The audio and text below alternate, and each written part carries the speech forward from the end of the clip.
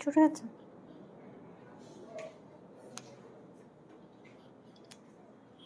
হাজার হাজার শিক্ষার্থীর কাছে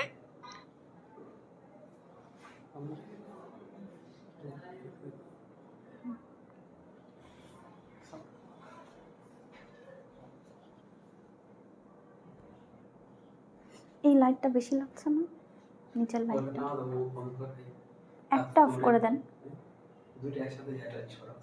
ও বেশি লাগছে আমার।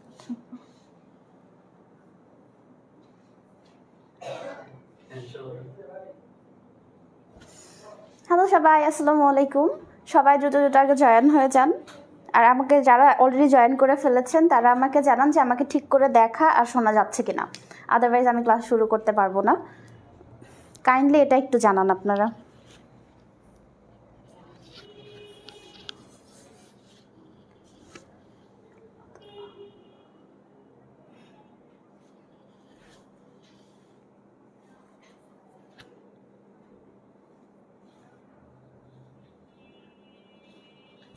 আমাকে কি ঠিক করে দেখা আর শোনা যায়?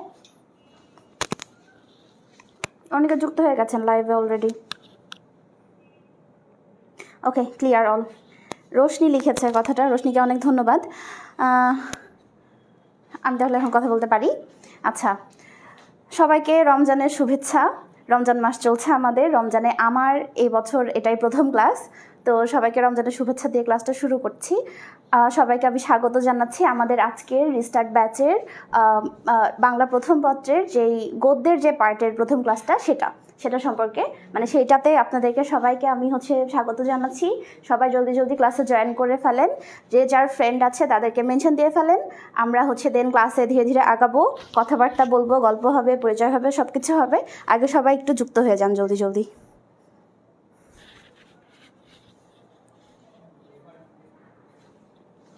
আপনাদের যেখানে যার ফ্রেন্ড আছে সবাইকে একটু জয়েন করে ফেলেন, মানে মেনশন দিয়ে ফেলেন যেন সবাই দ্রুত জয়েন হয়ে পড়ে।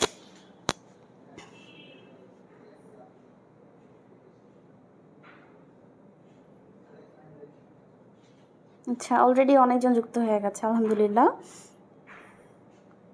ঠিক আছে, আমাকে সবাই যারা সালাম দিয়েছেন সবাইকে ওয়ালাইকুম আসসালাম। আমি আলহামদুলিল্লাহ ভালো আছি। আজকের ক্লাস আমরা ধীরে ধীরে একটু কথাবার্তার মাধ্যমে শুরু করে দিই, তাই না? দেরি হয়ে যাবে আদারওয়াইজ, যেহেতু নামাজের দিন, নামাজ আছে পরে, আমাদেরকে জলদি আগাইতে হবে। তো আমার নাম সম্পর্কে সবাই জানেন, অলরেডি জেনে গেছেন হয়তো গত ক্লাসে। আমার নাম ফারিহা। আমি এই বাংলা প্রথম পত্র বা বাংলা কোর্সের যে আপনাদের আছে রিস্টার্ট ব্যাচের বা জলশিক্ষির যে বাংলা কোর্সগুলো, সেখানের এখন নতুন আপনাদের ইনস্ট্রাক্টর হিসেবে থাকবো। তো এই তো পরিচয় পর্ব গত ক্লাসে হয়ে গেছিলো, আর ওগুলোতে না যাই। আপনারা কে কোথা থেকে দেখছেন সেটা আমাকে কমেন্ট করেন। আর আমি আপনি থেকে তুমিতে আসবো, আগে আপনারা কমেন্ট করেন, আগে একটু পরিচয় হয়ে নেই তারপর, ঠিক আছে?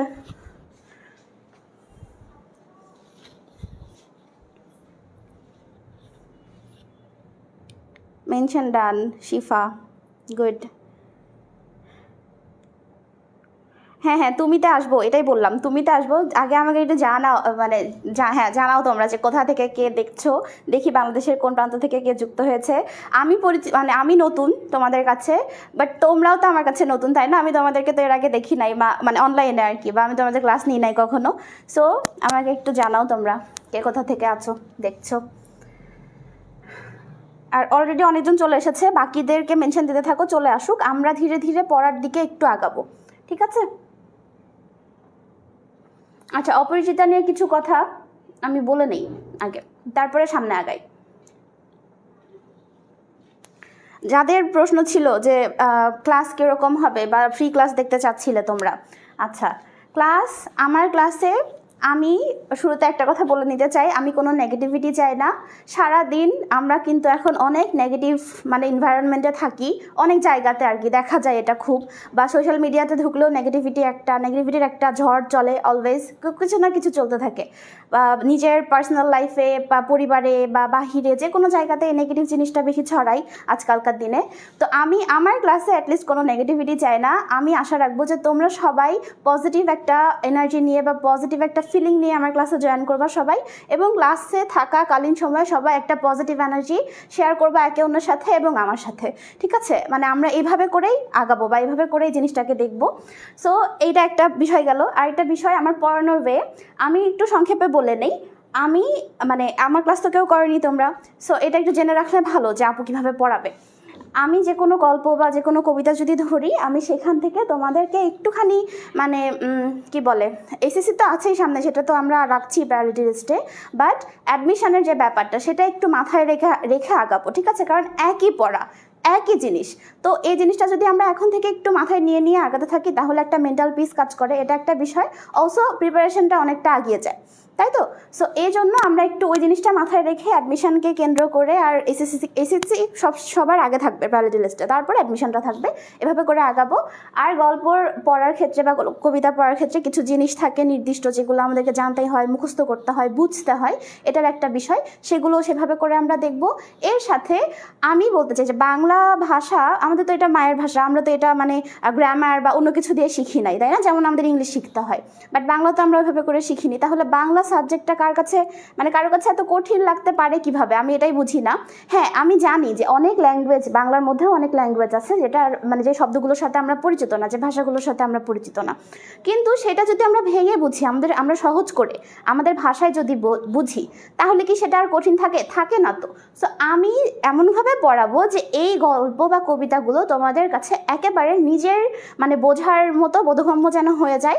হ্যাঁ, তো সেই অনুযায়ী তোমরা মানে একে তো বুঝবা, সেখানে তোমার একটা কমপ্লিট প্রিপারেশন হয়ে যাচ্ছে, নিজের একটা মনোশান্তি কাজ করছে। এর সাথে এই জিনিসটা তোমাদের সিকিউ আর এমসিকিউ দুইটাতেই খুব বেশি ইফেক্টিভলি কাজে দেবে, ঠিক আছে? তো এই ছিল ওভারঅল সংক্ষিপ্ত একটা আলোচনা আমার পড়ানো, আমার সম্পর্কে বা আমার পড়ানোর ওয়ে সম্পর্কে। আশা করি তোমাদের কাছে এতটুকু ক্লিয়ার। আলহামদুলিল্লাহ, অনেকে চলে এসছে লাইভে, ভেরি গুড ম্যাম, আপনি অনেক কিউট, মাশাআল্লাহ, ধন্যবাদ জারমিন। আমি তোমাদের কমেন্ট ফাঁকে ফাঁকে দেখবো, হ্যাঁ আমি কিন্তু কমেন্ট চেক করি, অনেক কাছে কমেন্ট চেক করেন, আমি কিন্তু খুব কমেন্ট চেক করি। হ্যাঁ, আমার খুব ভালো লাগে তোমাদের সাথে ইন্টারাক্ট করতে ক্লাসের মধ্যে, মানে আমার স্টুডেন্টদের সাথে করতে। তো যাই হোক, তোমরা কমেন্ট করো, আমি দেখছি, সমস্যা নেই। তো এর সাথে শুধু কথা বললে তো হবে না, পড়তে হবে। সো আমরা একটুখানি ধীরে ধীরে আগাতে থাকি পড়ার দিকে। আচ্ছা, অপরিচিতা গল্প, এই নামটার সাথে তো সবাই পরিচিত, তোমরা এসএসসি 26 ব্যাচ অলরেডি হয়তো এটা পড়ে ফেলেছো তোমরা। আদারওয়াইজ মানে অনেকে এরকমও আছে যারা এখন এটা ধরে দেখোনি, মানে বাংলা বই হয়তো ধরে দেখোনি, অপরিচিতা গল্প শোনেন মানে পড়নি, তবে নাম শুনেছো। এরকম স্টুডেন্ট মানে নাম শোনোনি এরকম স্টুডেন্ট পাওয়া খুব মানে জটিল আমার মনে হয়, মানে অসম্ভব টাইপের। তো নাম আমরা জানি, কিন্তু এটা লিখেছে কে? কবি পরিচিতিটা আমাদের সবসময় বা লেখক পরিচিতিটা আমার সবসময়ের জন্যই খুবই গুরুত্বপূর্ণ আর ইম্পর্টেন্ট একটা টপিক, ঠিক আছে? তো আমাদের এই অপরিচিতা গল্পটা লিখেছে হলো কবিগুরু রবীন্দ্রনাথ ঠাকুর। এনাদের ছবি দেখে বুঝতে পারছো, এখানে নাম লেখা নেই ওনার ছবির নিচে, তো ছবি দেওয়া আছে এখানে। এর সাথে এখানে আমরা ওনার কিছু মানে যে জিনিসগুলো আমাদের জানতে হবে, পড়ালেখার জন্য একে তো জানতে হবে, আমাদের জ্ঞান বৃদ্ধির জন্য জানতে হবে, অ্যাডমিশনের জন্য জানতে হবে, সেই জিনিসগুলো এখানে আমি অ্যাড করেছি। তো প্রথমতই আমরা যে কোনো কবির বা লেখকের আর কি, আমরা দেখব যে তার জন্মসাল আর মৃত্যুসাল বা জন্ম আর মৃত্যুর সময়গুলো বা তারিখগুলো, ঠিক আছে? এখন এই জিনিসগুলো তো মুখস্থ করা ছাড়া উপায় নেই, জন্মসাল, তারিখ বা কোথায় জন্মগ্রহণ করেছেন এগুলো। তবে নামের সাথে সাথে বা ডেটের সাথে সাথে কিছু মনে রাখার ট্রিক্স অ্যান্ড টিপস আমরা দিতে পারি বা আমি দেবো, ঠিক আছে? তো এখানে খেয়াল করো, রবীন্দ্রনাথ ঠাকুর জন্মগ্রহণ করেছে কত সালে? ইংরেজি 1861 সালে, ঠিক আছে? এখান থেকে তুমি এইভাবে মনে রাখতে পারো, তুমি মৃত্যুসাল ছাড়াও এটা মনে রাখতে পারবা, মানে জানা ছাড়াও যে তার মৃত্যু কবে হয়েছিল। সে বেঁচে ছিল 80 বছর, ঠিক আছে? তাহলে তুমি যদি তার জন্মসালটা শুধু মনে রাখো যে 1861, এর সাথে 80 যোগ করে দিলেই তার মৃত্যুসাল তুমি পেয়ে যাচ্ছ, যেটা কি দাঁড়াচ্ছে, যদি এখানে 1861-তে সে জন্মগ্রহণ করে, এর সাথে 80 যোগ করলে 1941-এ সে মারা যায়, ঠিক আছে? সে বেঁচে ছিল 80 বছর। তো কিছু বিষয় আমরা এভাবে করে মনে রাখতে পারি। আমাদের অন্যান্য কবিগণও কিন্তু আছেন যাদের মানে সহজভাবে সবগুলো এমনি করে মনে রাখতে হবে আমি সেটা বলছি না। 80 বছর রবীন্দ্রনাথ বেঁচেছে, এটা আমরা মানে জানি মোটামুটি সবাই, বা ডেটটা দেখলেই খুব ভালো করে মনে পড়ে যায়। সো আমরা এটা এখানে খুব ভালোভাবে এটা দিয়ে মনে রাখতে পারি, ঠিক আছে? এটা গেল ইংলিশ সালের ব্যাপার। এবার আসি বাংলা সালটা। বাংলা সালটা আমাদের খুব দরকার পড়ে, কিন্তু তার আগে তারিখটা একটু দেখে নিই। ইংলিশ সালে সে হচ্ছে জন্মগ্রহণ করে 7 তারিখে মে মাসে, হ্যাঁ 7 তারিখে। আর তার মৃত্যু সালে এসে যে দেখো এখানে কিন্তু 1941, আমি যেটা এখানে বের করলাম সেটা এখানে আছে। তার মৃত্যু তারিখ আর জন্ম তারিখ কিন্তু সেম। এটা খুবই একটা ইন্টারেস্টিং বিষয়। এখানে কিন্তু আর নতুন করে মনে রাখতে হচ্ছে না। এটা খুবই মানে আমার যখন পড়ালেখা এরকম মিলে যায় বা মনে রাখা সহজ হয়ে যায় তখন কিন্তু আমার খুবই মানে ভালো লাগে বা পড়তে ইচ্ছে করে, পড়তে ভালো লাগে। এই জিনিসের সাথে আই থিঙ্ক তোমরা রিলেট করতে পারবা। যে জিনিসগুলো নতুন দেখি বা নতুন মানে এলোমেলো একটু মানে ঘিচিবিচি টাইপের থাকে সেগুলো কিন্তু একটু পড়তেও একটু বিরক্তি বা একটু কঠিন লাগে, একটা মানে সাইকোলজিক্যাল ব্যাপার এগুলো, ঠিক আছে। তো কিন্তু এখানে দেখো এখানে কিন্তু সেম। সো এখানে অলরেডি একটা পজিটিভ ভাইব চলে আসছে যে আচ্ছা আমাকে এটার হচ্ছে মানে আলাদা করে মনে রাখতে হচ্ছে না, ঠিক আছে। তাহলে কি আমরা পেলাম যে 7 তারিখ আর 7 তারিখ, মানে 7 তারিখে সে মৃত্যুবরণ করে, শুধু মাসটা আলাদা, মাস আর বছরটা আলাদা। তো মাস আর সাল আর কি। তো মাস হচ্ছে জন্ম মনে রাখবা মেতে, আর হচ্ছে মৃত্যু হয় হচ্ছে অগাস্টে, ঠিক আছে। তাহলে মে অগাস্ট বা মে আগস্ট এমনি করে দুটা মাস তুমি একটু কয়েকবার বলে ফেলবা, দেখবা যে পরীক্ষা হলে এটা আর তোমার কখনো ভুল হচ্ছে না যে তুমি মেয়ের সাথে কোন মাস পড়েছিলা। হ্যাঁ, মে নভেম্বর বা মে অক্টোবর, এই মাসগুলো আর আসবে না। মে অগস্ট এরকমই চলে আসবে, ঠিক আছে। এগুলো একটা মানে এগুলো ট্রিক্স ওয়ান কাইন্ড অফ। এইটা সবাই ফলো করার চেষ্টা করবা, ঠিক আছে। খেয়াল করো বিষয়গুলো, তাহলে মানে আরও ইজি হয়ে যাবে। আচ্ছা, এটা গেল তার ইংলিশের ব্যাপার। এবার আসি বাংলাতে। 25শে বৈশাখ হচ্ছে 1268-তে হচ্ছে সে জন্মগ্রহণ করে। 25শে বৈশাখ, এটা তো রবীন্দ্র জয়ন্তী পালন করা হয় 25শে বৈশাখে সব কলেজ ইনস্টিটিউটে, এটা আমরা জানি। আর সে মৃত্যুবরণ করে হচ্ছে 22শে শ্রাবণ। তো এখানে বৈশাখ আর শ্রাবণ মাস, এটাও মনে থাকে, এটা মনে রাখা আহামরি কোনো কঠিন কিছু না। আর এই যে এটার সাথে 80 যোগ করলে এখানে এসে যে 48 হয়ে যাবে।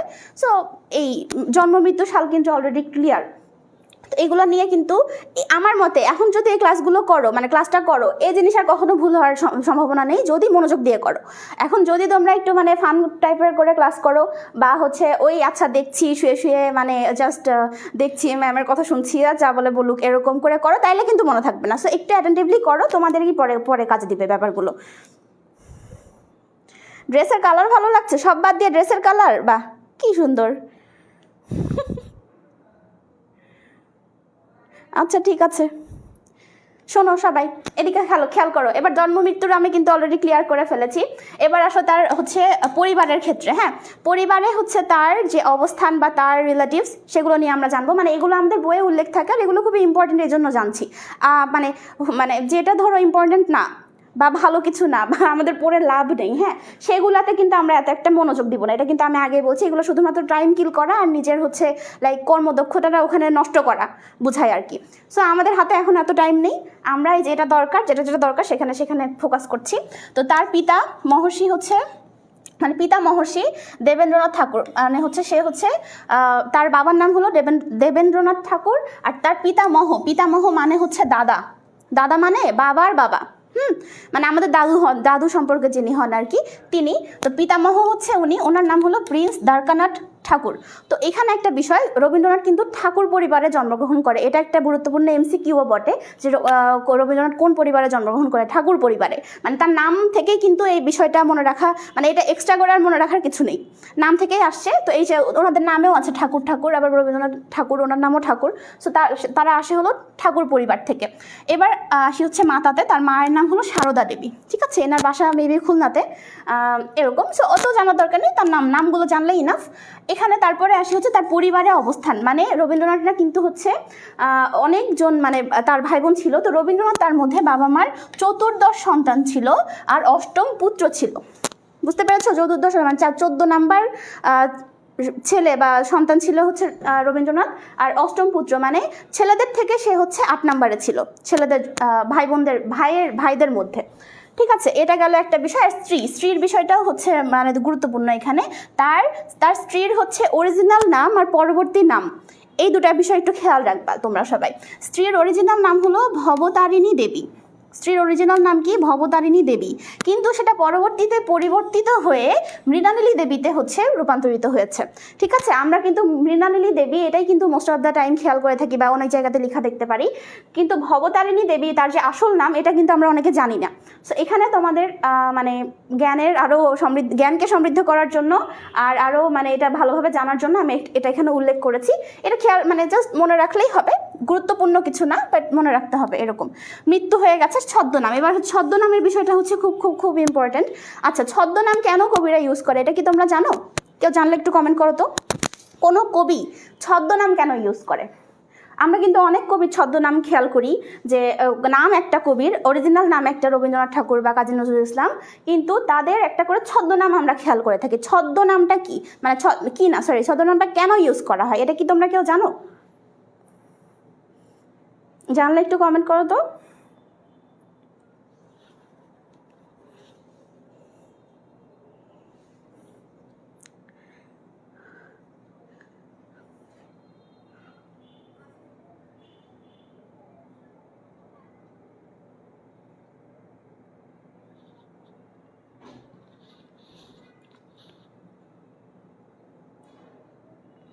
জলদি জলদি কমেন্ট করো।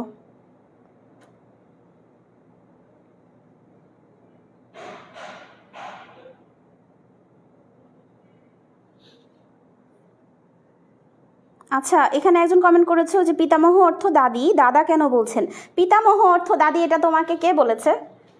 হ্যাঁ, পিতামহ অর্থ, আচ্ছা নাম দেখেও কি বুঝতে পারছো না? পিতামহ, এখানে পিতামহের নাম কি? প্রিন্স দ্বারকানাথ ঠাকুর। দ্বারকানাথ কি কোনো মহিলার নাম হতে পারে?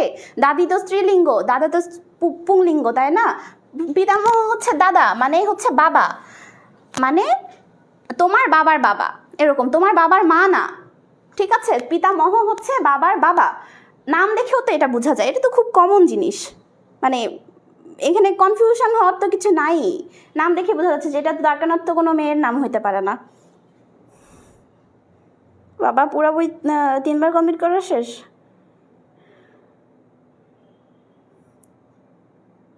হ্যাঁ, এই যে একজন লিখেছে রবীন্দ্রনাথের দাদু, মানে আব্বা আমাগো দাদু, মানে যাই হোক ওই আর কি করে লিখেছে, তবে এটা দাদা বলতে দাদু বোঝাচ্ছি আমি আর কি, ঠিক আছে? রবীন্দ্রনাথের দাদুর নাম হচ্ছে প্রিন্স দ্বারকানাথ ঠাকুর। আচ্ছা, ভানুসিংহ ঠাকুর এটা লিখেছো, অনেকে লিখেছো না। আচ্ছা ঠিক আছে, বুঝতে পেরেছি। পরিচয় গোপন রাখার জন্য একজনের, ফাহমিদা আফরিন। পরিচয় গোপন রাখার জন্য, এটা এটা একটা ভালো উত্তর দিয়েছে সে, ফাহমিদা। পরিচয় গোপন রাখার জন্য, আচ্ছা ঠিক আছে, আমি এটা একটু তোমাদেরকে ক্লিয়ার করে দিচ্ছি, হ্যাঁ, যে কেন ছদ্মনাম ইউজ করা হয়। ছদ্মনামের ব্যাপারটা আসে হলো এই যে এটা একটা কারণ পরিচয় গোপন রাখার জন্য, কিন্তু কেন পরিচয় কেন গোপন রাখতে হয়, বা অ্যাকচুয়াল নাম ইউজ করলে প্রবলেমটা কি হয়, কেন ছদ্মনাম ইউজ করে? কারণ হলো এই যে তারা যে অনেক কবিরা আছে না, যে অনেক কিছু লিখে বা অনেক সম্পর্কে লিখে, বা কিছু আছে না কন্ট্রোভার্সিয়াল জিনিস নিয়ে লিখে, যে রাজনীতি হোক বা দেশের অন্য যে কোনো বিষয় বা কারো পার্সোনাল কোনো কিছু নিয়ে যদি লেখা হয় এবং সেটা নিয়ে যদি পরবর্তীতে কন্ট্রোভার্সি হওয়ার সম্ভাবনা থাকে, তখন তারা হচ্ছে সেটা থেকে বাঁচার জন্য বা সেটাকে এড়ানোর জন্য একটা ছদ্মনাম ইউজ করে থাকে, ঠিক আছে? আর যারা ভানুসিংহ ঠাকুর লিখেছো রবীন্দ্রনাথের ছদ্মনাম, আমি কি সেটা জিজ্ঞেস করিনি, তারপরেও লিখেছো, তাদেরকে ধন্যবাদ। তবে রবীন্দ্রনাথের দেখো ছদ্মনাম আমরা জানি ভানুসিংহ ঠাকুর, ঠিক আছে? এটা থেকে প্রশ্নও আসে অনেক, এটা খুবই খুবই ইম্পর্টেন্ট। কিন্তু এছাড়াও তার আরও 8টি নাম আছে, মানে মোট কবির হচ্ছে এই কবির 9টি ছদ্মনাম রয়েছে। এটা ভাবা যায় এতগুলা ছদ্মনাম তার ছিল, তবে এতগুলো আমাদের দেখার দরকার নেই, আমরা শুধু এতটুকু দেখবো যে ভানুসিংহ ঠাকুর, কারণ এগুলো থেকে আসে না খুব একটা জিনিস, ঠিক আছে? তো এই ছিল রবীন্দ্রনাথের ছোটোখাটো একটা পরিচিতি। এবার আমরা সামনের দিকে আগাই, দিয়ে দেখি যে এরপরে আর কি কি লাগতে পারে আমাদের। কবি পরিচিতি থেকে আমি আগাচ্ছি, কারণ কবি পরিচিতি আগে একটু না দেখে নিলে না পরে গল্পে যে একটু মানে কেমন কেমন ঝামেলা হয়ে যায় বা আরও সময় বেশি লাগে, ঠিক আছে? এখান থেকে আমাদের কিছু জিনিস লাগবে, খেয়াল করো সবাই। এখানে আমাদের লাগবে হচ্ছে তার সম্পাদিত পত্রিকা কি কি তার ছিল, মানে সে সম্পাদনা করেছিল সাধনা, ভারতী, বঙ্গদর্শন, তত্ত্ববোধিনী, 4টা, ঠিক আছে? এখানে সাধনা এই যে মাসিক 1894 এই সালটা, আর ভারতী সালটা হচ্ছে একটু ইম্পর্টেন্ট, হ্যাঁ, যদিও মানে মোস্ট ইম্পর্টেন্ট না, বাট মোটামুটি ইম্পর্টেন্ট, দেখে রাখতে পারো যে এটা 1894, এটা 1898, ঠিক আছে?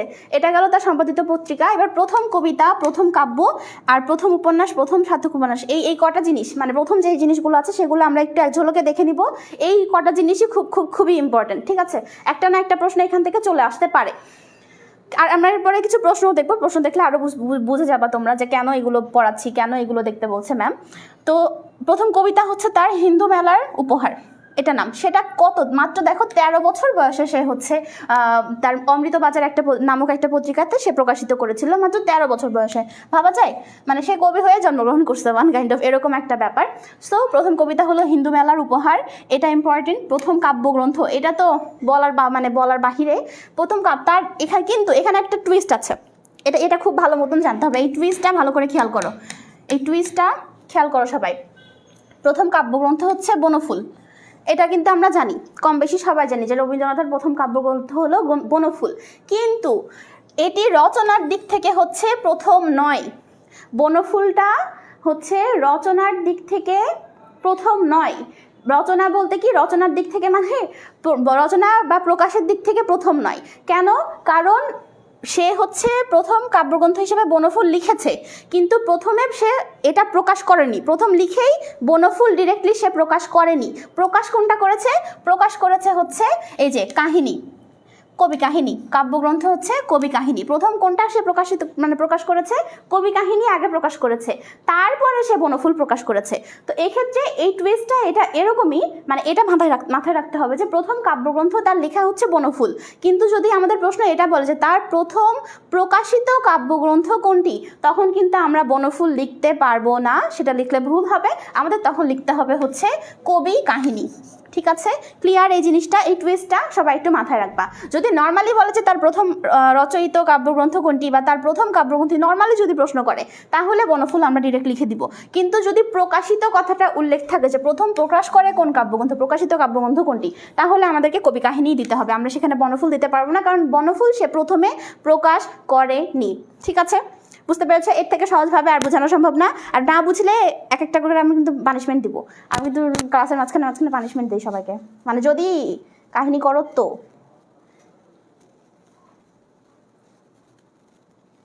ঠিক আছে, গুড, ক্লিয়ার।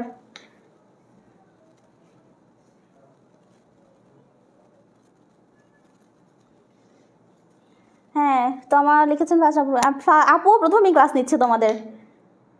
আপুরও এটা এখানে first class. Good, clear, good, very good. আচ্ছা, ঠিক আছে, এবার আসে এর পরেরটা।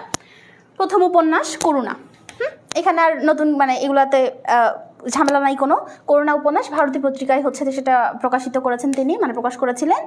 প্রথম সার্থক উপন্যাস। এখানে শুধু একটা এটা খেয়াল রাখতে হবে যে একটা উপন্যাস, একটা হলো সার্থক উপন্যাস, মানে তার উপন্যাসটা মানে সার্থক হয়েছিল, মানে যে উপন্যাসটা সেটা হলো বউ ঠাকুরানীর হাট। মানে প্রথমে সে যেটা হচ্ছে প্রকাশ করেছিল উপন্যাস হিসেবে, সেটা এতটাও সার্থকতা লাভ করেনি, কিন্তু সার্থকতা লাভ করেছে যে উপন্যাস, সেটা হলো বউ ঠাকুরানীর হাট। ওকে, সো সার্থক উপন্যাস বললে আমাদেরকে করুণা দিলে হবে না, আমাদেরকে বউ ঠাকুরানীর হাটই দিতে হবে। ঠিক আছে, এখানে খুব স্পষ্ট করে সুন্দর করে লেখা আছে, এটা সবার মাথার মধ্যে গেঁথে নাও। ঠিক আছে, প্রথম উপন্যাস কোনটা, সার্থক উপন্যাস কোনটা, আর এইটা কাব্যগ্রন্থর ব্যাপারটা। এবার আসলে ছোট গল্প হচ্ছে ভিখারিনী। 1881 সালে এটা হচ্ছে সে রচনা করেন। তারপরে সর্বশেষ গল্প হচ্ছে তার মুসলমানের গল্প। ঠিক আছে, আমাদের ধর্ম দিয়ে মনে রাখতে পারো, এটা খুব সহজ। আর প্রকাশিত নাটক, প্রথম প্রকাশিত নাটক হলো বাল্মীকি প্রতিভা। এটাও ইম্পর্টেন্ট, এটা একটা গীত নাট্য টাইপের একটা হচ্ছে নাটক, বাল্মীকি প্রতিভা। এটা নামটা মনে রাখতে হবে। তবে এখানে অধিকাংশের মতে রবীন্দ্রনাথের প্রথম প্রকাশিত নাটক হচ্ছে রুদ্রচন্ড, কিন্তু এটি নাটক নয়, নাটিকা। ঠিক আছে, তো নাটক বলছে যেহেতু আমাদের প্রথম প্রকাশিত নাটক, সো আমরা বাল্মীকি প্রতিভাই লিখব। তবে এখানে এই যে অনেকের মনে করেন যে রুদ্রচন্ড, কিন্তু রুদ্রচন্দ্র তো নাটক না, নাটিকা, সো আমরা বাল্মীকি প্রতিভাটাই লিখব। ঠিক আছে, নাটিকা যদি সামহাও বলে তাইলে রুদ্রচন্দ্র লিখবো, কিন্তু এটা আসে না। ওকে, এই জাস্ট দেখাই দিলাম, চিল, এটা নিয়ে এত ভাবতে হবে না। এবার আমরা পরবর্তী পেজে আগাইতে পারি। ঠিক আছে, এখানে নোবেল পুরস্কারের ব্যাপারটা আমাদের হচ্ছে একটু ইম্পর্টেন্ট, যে সে হচ্ছে নোবেল পুরস্কার লাভ করে কত সালে। হ্যাঁ, নোবেল পুরস্কার সে লাভ করে হচ্ছে 1913 সালে, 13 সালের নভেম্বর মাসে। গীতাঞ্জলির হচ্ছে ইংরেজি অনুবাদের জন্য, সং অফারেন্স গীতাঞ্জলির হচ্ছে ইংরেজি অনুবাদ, শুধু গীতাঞ্জলির না কিন্তু ইংরেজি অনুবাদ যেটা সং অফারেন্স, সেটার জন্য সে হচ্ছে এটা লাভ করে। আর উপাধি হচ্ছে নাইট উপাধির ব্যাপারটা হচ্ছে তার, আচ্ছা রবীন্দ্রনাথের নর্মাল উপাধি কোনটা? বিশ্বকবি। তাই না? উপাধি আর হচ্ছে ছদ্মনাম কিন্তু ডিফারেন্ট বিষয়। ছদ্মনাম হচ্ছে সে যেটা তার নাম হাইড করতে বা তার পরিচয় গোপন করতে যেটা ইউজ করে, আর উপাধি কিন্তু সেটা যেটা হচ্ছে তাকে দেওয়া হয় বা মানুষ তাকে যেটা বলে ডাকে। তো নাইট উপাধি তাকে দেওয়া হয় হচ্ছে 1915 সালে। আর নাইট উপাধি সে হচ্ছে স্বেচ্ছায় ত্যাগ করে একটা কারণে, সেটা হচ্ছে যে জালিয়ানবাগের হচ্ছে হত্যাকাণ্ডের প্রতিবাদ স্বরূপ সে হচ্ছে নাইট উপাধিটা ত্যাগ করে নিজে থেকে। সেটা হলো 1919 সালে। ঠিক আছে, এটা একটু দেখে নাও। মানে এগুলো জাস্ট আমার মতে এগুলো জাস্ট চোখে দেখে নিলেই মনে থাকবে, এখানে মুখস্থ করার কিন্তু কিছু নাই। মন দিয়ে ক্লাস করো, এক ঝলক দেখে নাও, ইনাফ। তারপরে তার আরও কিছু উপাধি আছে যে গুরুদেব, কবিগুরু, বিশ্বকবি। তো বিশ্বকবিটাই বেশি হচ্ছে ইউজ করা হয়, কবিগুরুও অনেকে ইউজ করে, বিশ্বকবিটা সবচেয়ে বেশি ইউজ করা হয়েছে, বিশ্বকবি রবীন্দ্রনাথ ঠাকুর। ঠিক আছে, রাখি বন্ধন এটা একটা মানে ওনার আরেকটা লাইক ওই উপাধি টাইপের বিষয়, ওটাও তো জানার দরকার নেই। এবার আমরা পরবর্তীতে আগাই। কাব্য, আচ্ছা সাহিত্যকর্ম। এখানে দেখো সাহিত্যকর্ম মানে তার যে রচয়িত যে কাব্যগ্রন্থ বা যে বিষয়গুলো থাকে আর কি সেগুলো নিয়ে। কাব্যগ্রন্থের ক্ষেত্রে একটা কথা সবসময় মাথায় রাখবা যে কাব্যগ্রন্থগুলো সচরাচর মানে মোস্ট অফ দ্য যেগুলা প্রচলিত বা যেগুলো আমাদের আসে বা ব্যবহার করা হয় সেগুলো মোটামুটি মেয়েদের নাম থাকে কাব্যগ্রন্থে। ঠিক আছে, যেমন এই যে গীতাঞ্জলি, তারপরে হচ্ছে যে খেয়া, কল্পনা, চিত্রা, এই নামগুলো খেয়াল করবা যে এগুলো হচ্ছে পূরবী, মহুয়া, এগুলো কিন্তু একটা মানে মেয়েদের নামের সাথে রিলেটেড। সেজুতি, প্রহসিনী, এগুলোই সাধারণত আমাদের এসে থাকে। এখানে অনেক বেশি দেওয়া আছে, এত কিছু দেখার দরকার নেই। যেগুলো ওই যে মেয়ের নাম টাইপের দেখবা সেগুলোই ভাববা কাব্যগ্রন্থ। আর একটু দেখে নিবা, এখানে না মানে এখানে দেখবা অবশ্যই এক ঝলক, কিন্তু ইম্পর্টেন্টগুলা বইও আছে, বই থেকেও দেখে নিতে পারো তোমরা। ঠিক আছে, এখান থেকে এটা মানে এরকম করে পড়ে নিবা। এরপরে আসা হচ্ছে সাহিত্যকর্মের হচ্ছে তার ভ্রমণ কাহিনীগুলো, অন্যান্য রচনা, উপন্যাস, এগুলো দেওয়া আছে। এগুলো তো মুখস্থ আর মানে ওই এক ঝলক দেখা মনে রাখা, এগুলো ছাড়া তো উপায় নেই। তো আর এগুলো তো লাইন বাই লাইন পড়ানোর কিছু নেই, এগুলো দেখে নিবা তোমরা নিজ দায়িত্বে। এরপরে আসা হলো তার ছোট গল্প, আরও মানে গল্পগুচ্ছ, গল্পগ্রন্থ, এগুলো থেকে অনেক প্রশ্ন আসে, এগুলো খেয়াল রাখতে হবে পড়ে। এই তো সাহিত্যের যে বিষয়গুলো। এখন আসো যে এই রবীন্দ্রনাথের এত যে কাহিনী পড়লাম, কেন পড়লাম, এখান থেকে তো প্রশ্ন আসে, তাই না? তো আমি আই থিঙ্ক তোমরা সবাই জানো। তো তারপরে আমি এখানে অল্প কয়েকটা প্রশ্ন দিয়েছি। মেহের নামিকল কাব্যগ্রন্থ, হ্যাঁ এক্স্যাক্টলি, এটা একটা মনে রাখার টেকনিক। সবগুলো না, তবে হচ্ছে কাইন্ড অফ মানে আমি যেগুলো দেখালাম।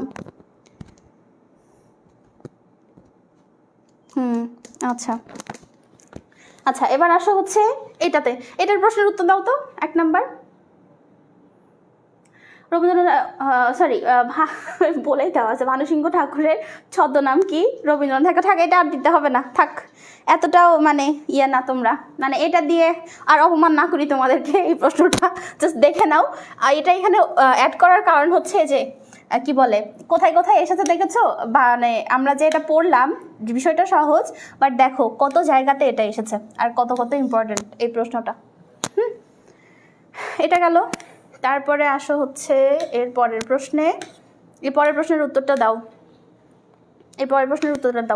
2 নাম্বার প্রশ্নের উত্তর কোনটা হবে? ক, খ, গ নাকি ঘ? প্রশ্ন পড়ো, আমিও পড়ে দিচ্ছি, তোমরাও পড়ো। যে রবীন্দ্রনাথ ঠাকুরের মৃত্যু কোন মাসে হয়েছিল?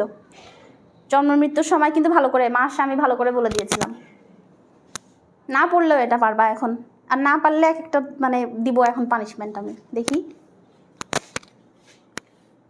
আচ্ছা সর্বপ্রথম অ্যান্সার করেছে হলো ফাহমিদা আফরিন।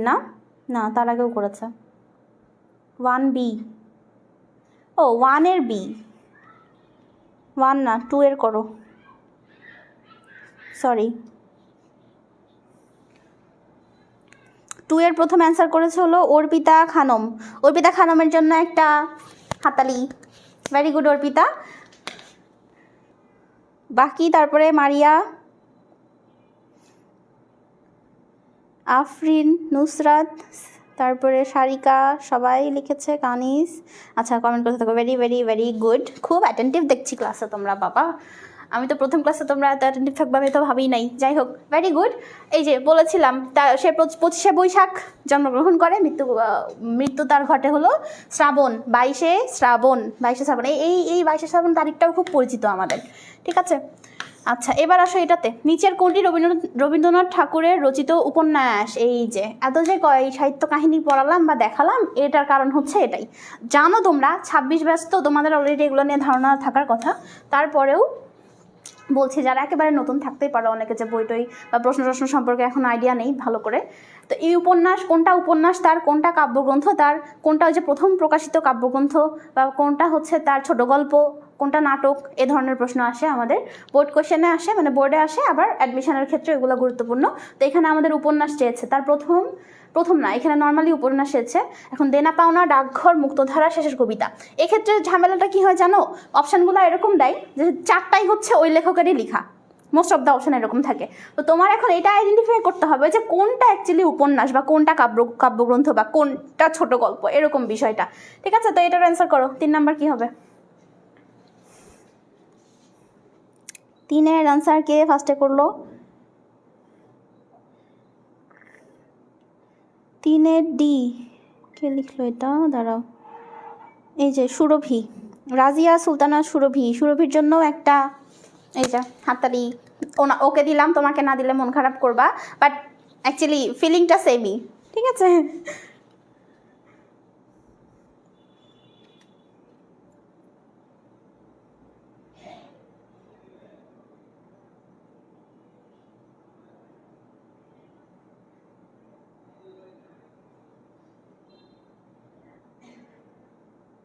একদিকে ক্লাস একদিকে ড্যান্স, প্রিয়সী লিখেছে, পড়ার কাকিমার। আচ্ছা, তার মানে বিয়েতে আছো তুমি। এরকম আমার সাথে একবার হয়েছিল, তবে আমাকে নিয়ে কেউ ব্যঙ্গ করে নাই। আমি একটা বিয়েতে যাই, আমার খুব ক্লোজ একজনের বিয়েতে যে আমি পড়ছিলাম, আমার পরীক্ষা চলছিল, তখন সবাই মানে আমাকে আরও স্পেস দিচ্ছিল যে আচ্ছা তুমি পড়ো, তোমার পড়াশোনা মানে যেহেতু পরীক্ষা চলছে বা কোনো ইম্পর্টেন্ট কিছু আছে তুমি পড়ো, আর হচ্ছে তারপরে শেষ হলে এসো আমাদের সাথে জয়েন করো, এরকম আমাকে বেশ স্পেস দিয়েছিল। এটা খুব ভালো একটা বিষয়।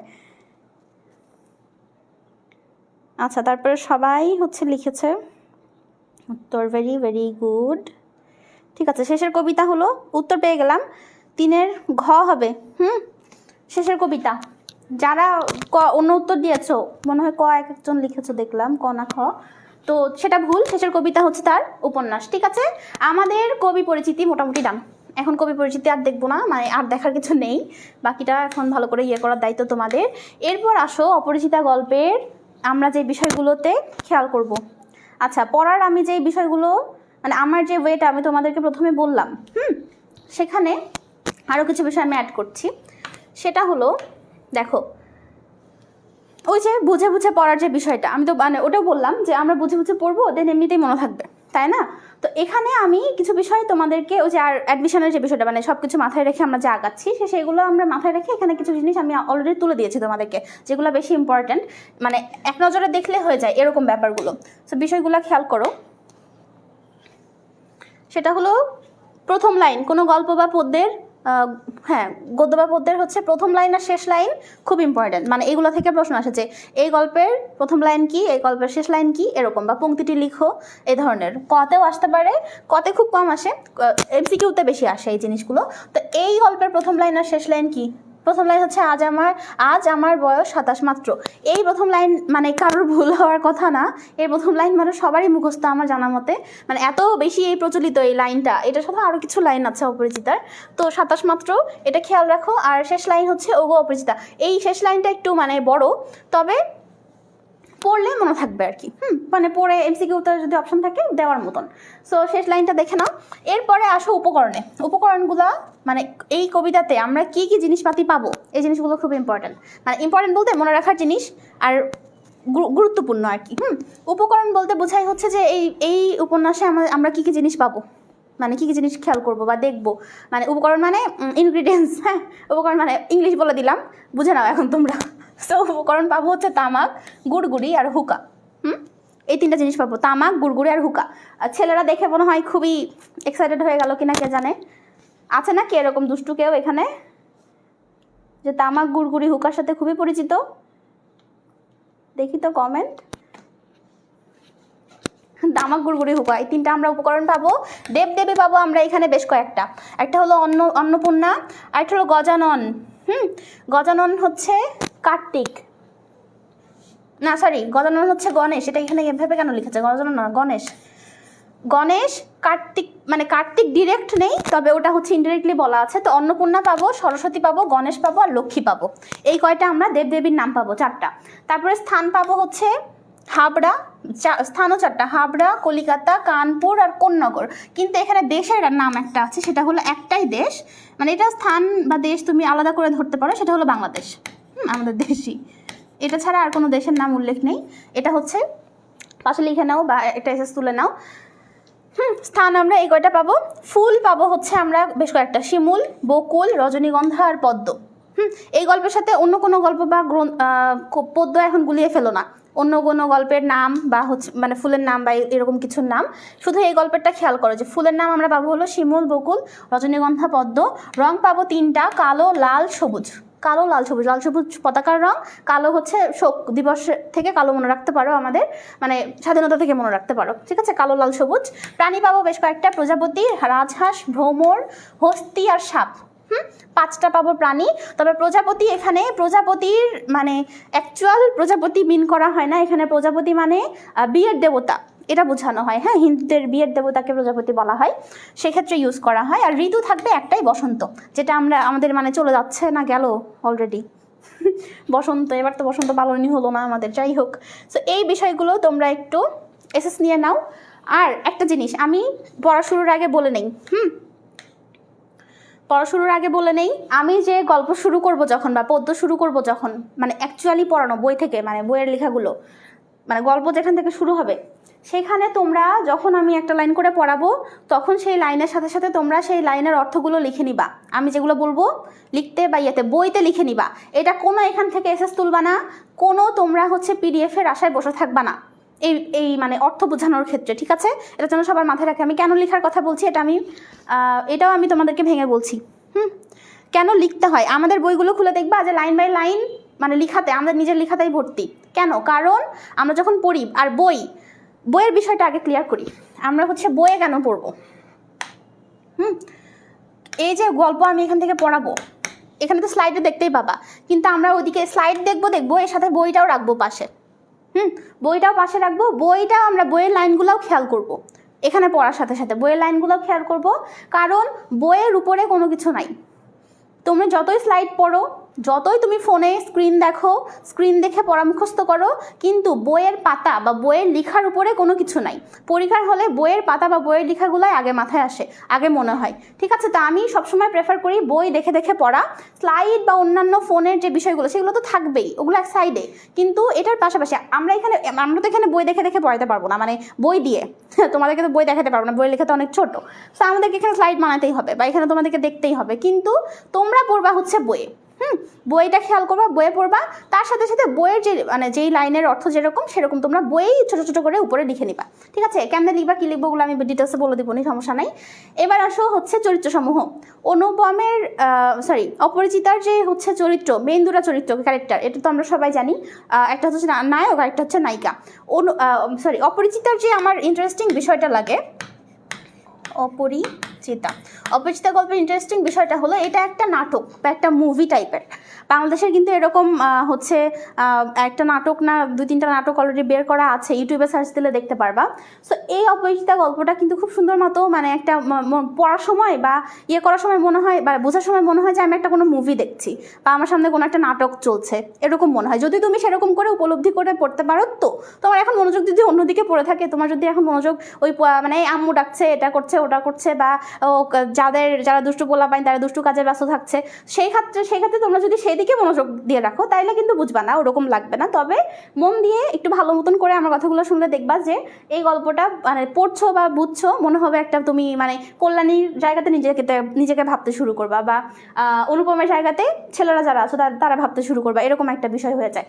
সো এই জিনিসটা আমরা ওভাবে করেই দেখবো, মানে গল্পেই শিখবো। এখানে আমরা কোনো ওই যে বইয়ের পড়া মানে এই জিনিসগুলো এখন মাথাতে নিও না যে আমার ম্যাম পড়াচ্ছে, হ্যাঁ এত কিছু পড়া জ্ঞান মাথায় রাখবো, এগুলো নেওয়ার দরকার নাই। এটা মনে রাখো, মানে মাথায় নাও যে আমরা গল্পে বিষয়গুলো শিখে যাবো, ঠিক আছে?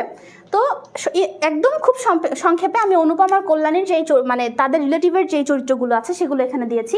মেইন চরিত্র তো এই দুইটা, নায়ক হচ্ছে অনুপম, কল্যাণী হচ্ছে নায়িকা। ইন শর্ট আমি বলে দিচ্ছি যারা জানে না তাদের জন্য। তো অনুপমের হচ্ছে রিলেটিভ আছে মা, মামা, হরিশ আর বিনুদা। আর কল্যাণীর রিলেটিভ হচ্ছে শম্ভুনাথ, হলো তার বাবা, উকিল হচ্ছে তার বাবার বন্ধু, আর তার একটা বোন। এই কটার চরিত্রের কথা হচ্ছে বলা আছে। এছাড়াও আরও কিছু চরিত্র আছে যেগুলো এদের রিলেটিভ না, মানে এদের সাথে জড়িত না, তবে মানে তারা মানে এই গল্পে দেখা যায়, যেমন শেখরা, তারপর যে রেল স্টেশনে যিনি থাকেন উনি, এরকম কিছু চরিত্র আছে, ওগুলো আমরা পড়ার মধ্যে মধ্যে দেখে নিব, ঠিক আছে। তো ইন শর্টে আমি এখানে বলেছি, এখানে মামার চরিত্রটা হচ্ছে সবচেয়ে বেশি জটিল। আর হচ্ছে ওই মানে মামার এই অনুপমের মামার কথা ভাবলেই হচ্ছে কংস মামা আছে না, কংস মামার কথা খুব মনে পড়ে আমার। সো কার কার এরকম ফিলিং আছে মামার সম্পর্কে এটা একটু জানিও তো। আর মামার এই অনুপমের মামা, যারা অলরেডি গল্পটা জানো, অনুপমের মামা নিয়ে তোমাদের কি কথা বলার আছে বলো তো, মানে তোমাদের মতামত বা মানে আমাকে একটু জানাও তো যে অনুপমের মামা নিয়ে তোমাদের কেমন অনুভূতি, বলো জলদি বলো। অনুপমের মামাকে কেমন লাগে তোমাদের কাছে? লাইফটাই নাটক? কার লাইফটা নাটক?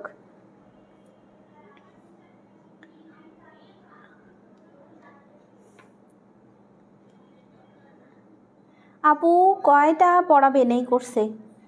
কি কয়টা পড়াবো?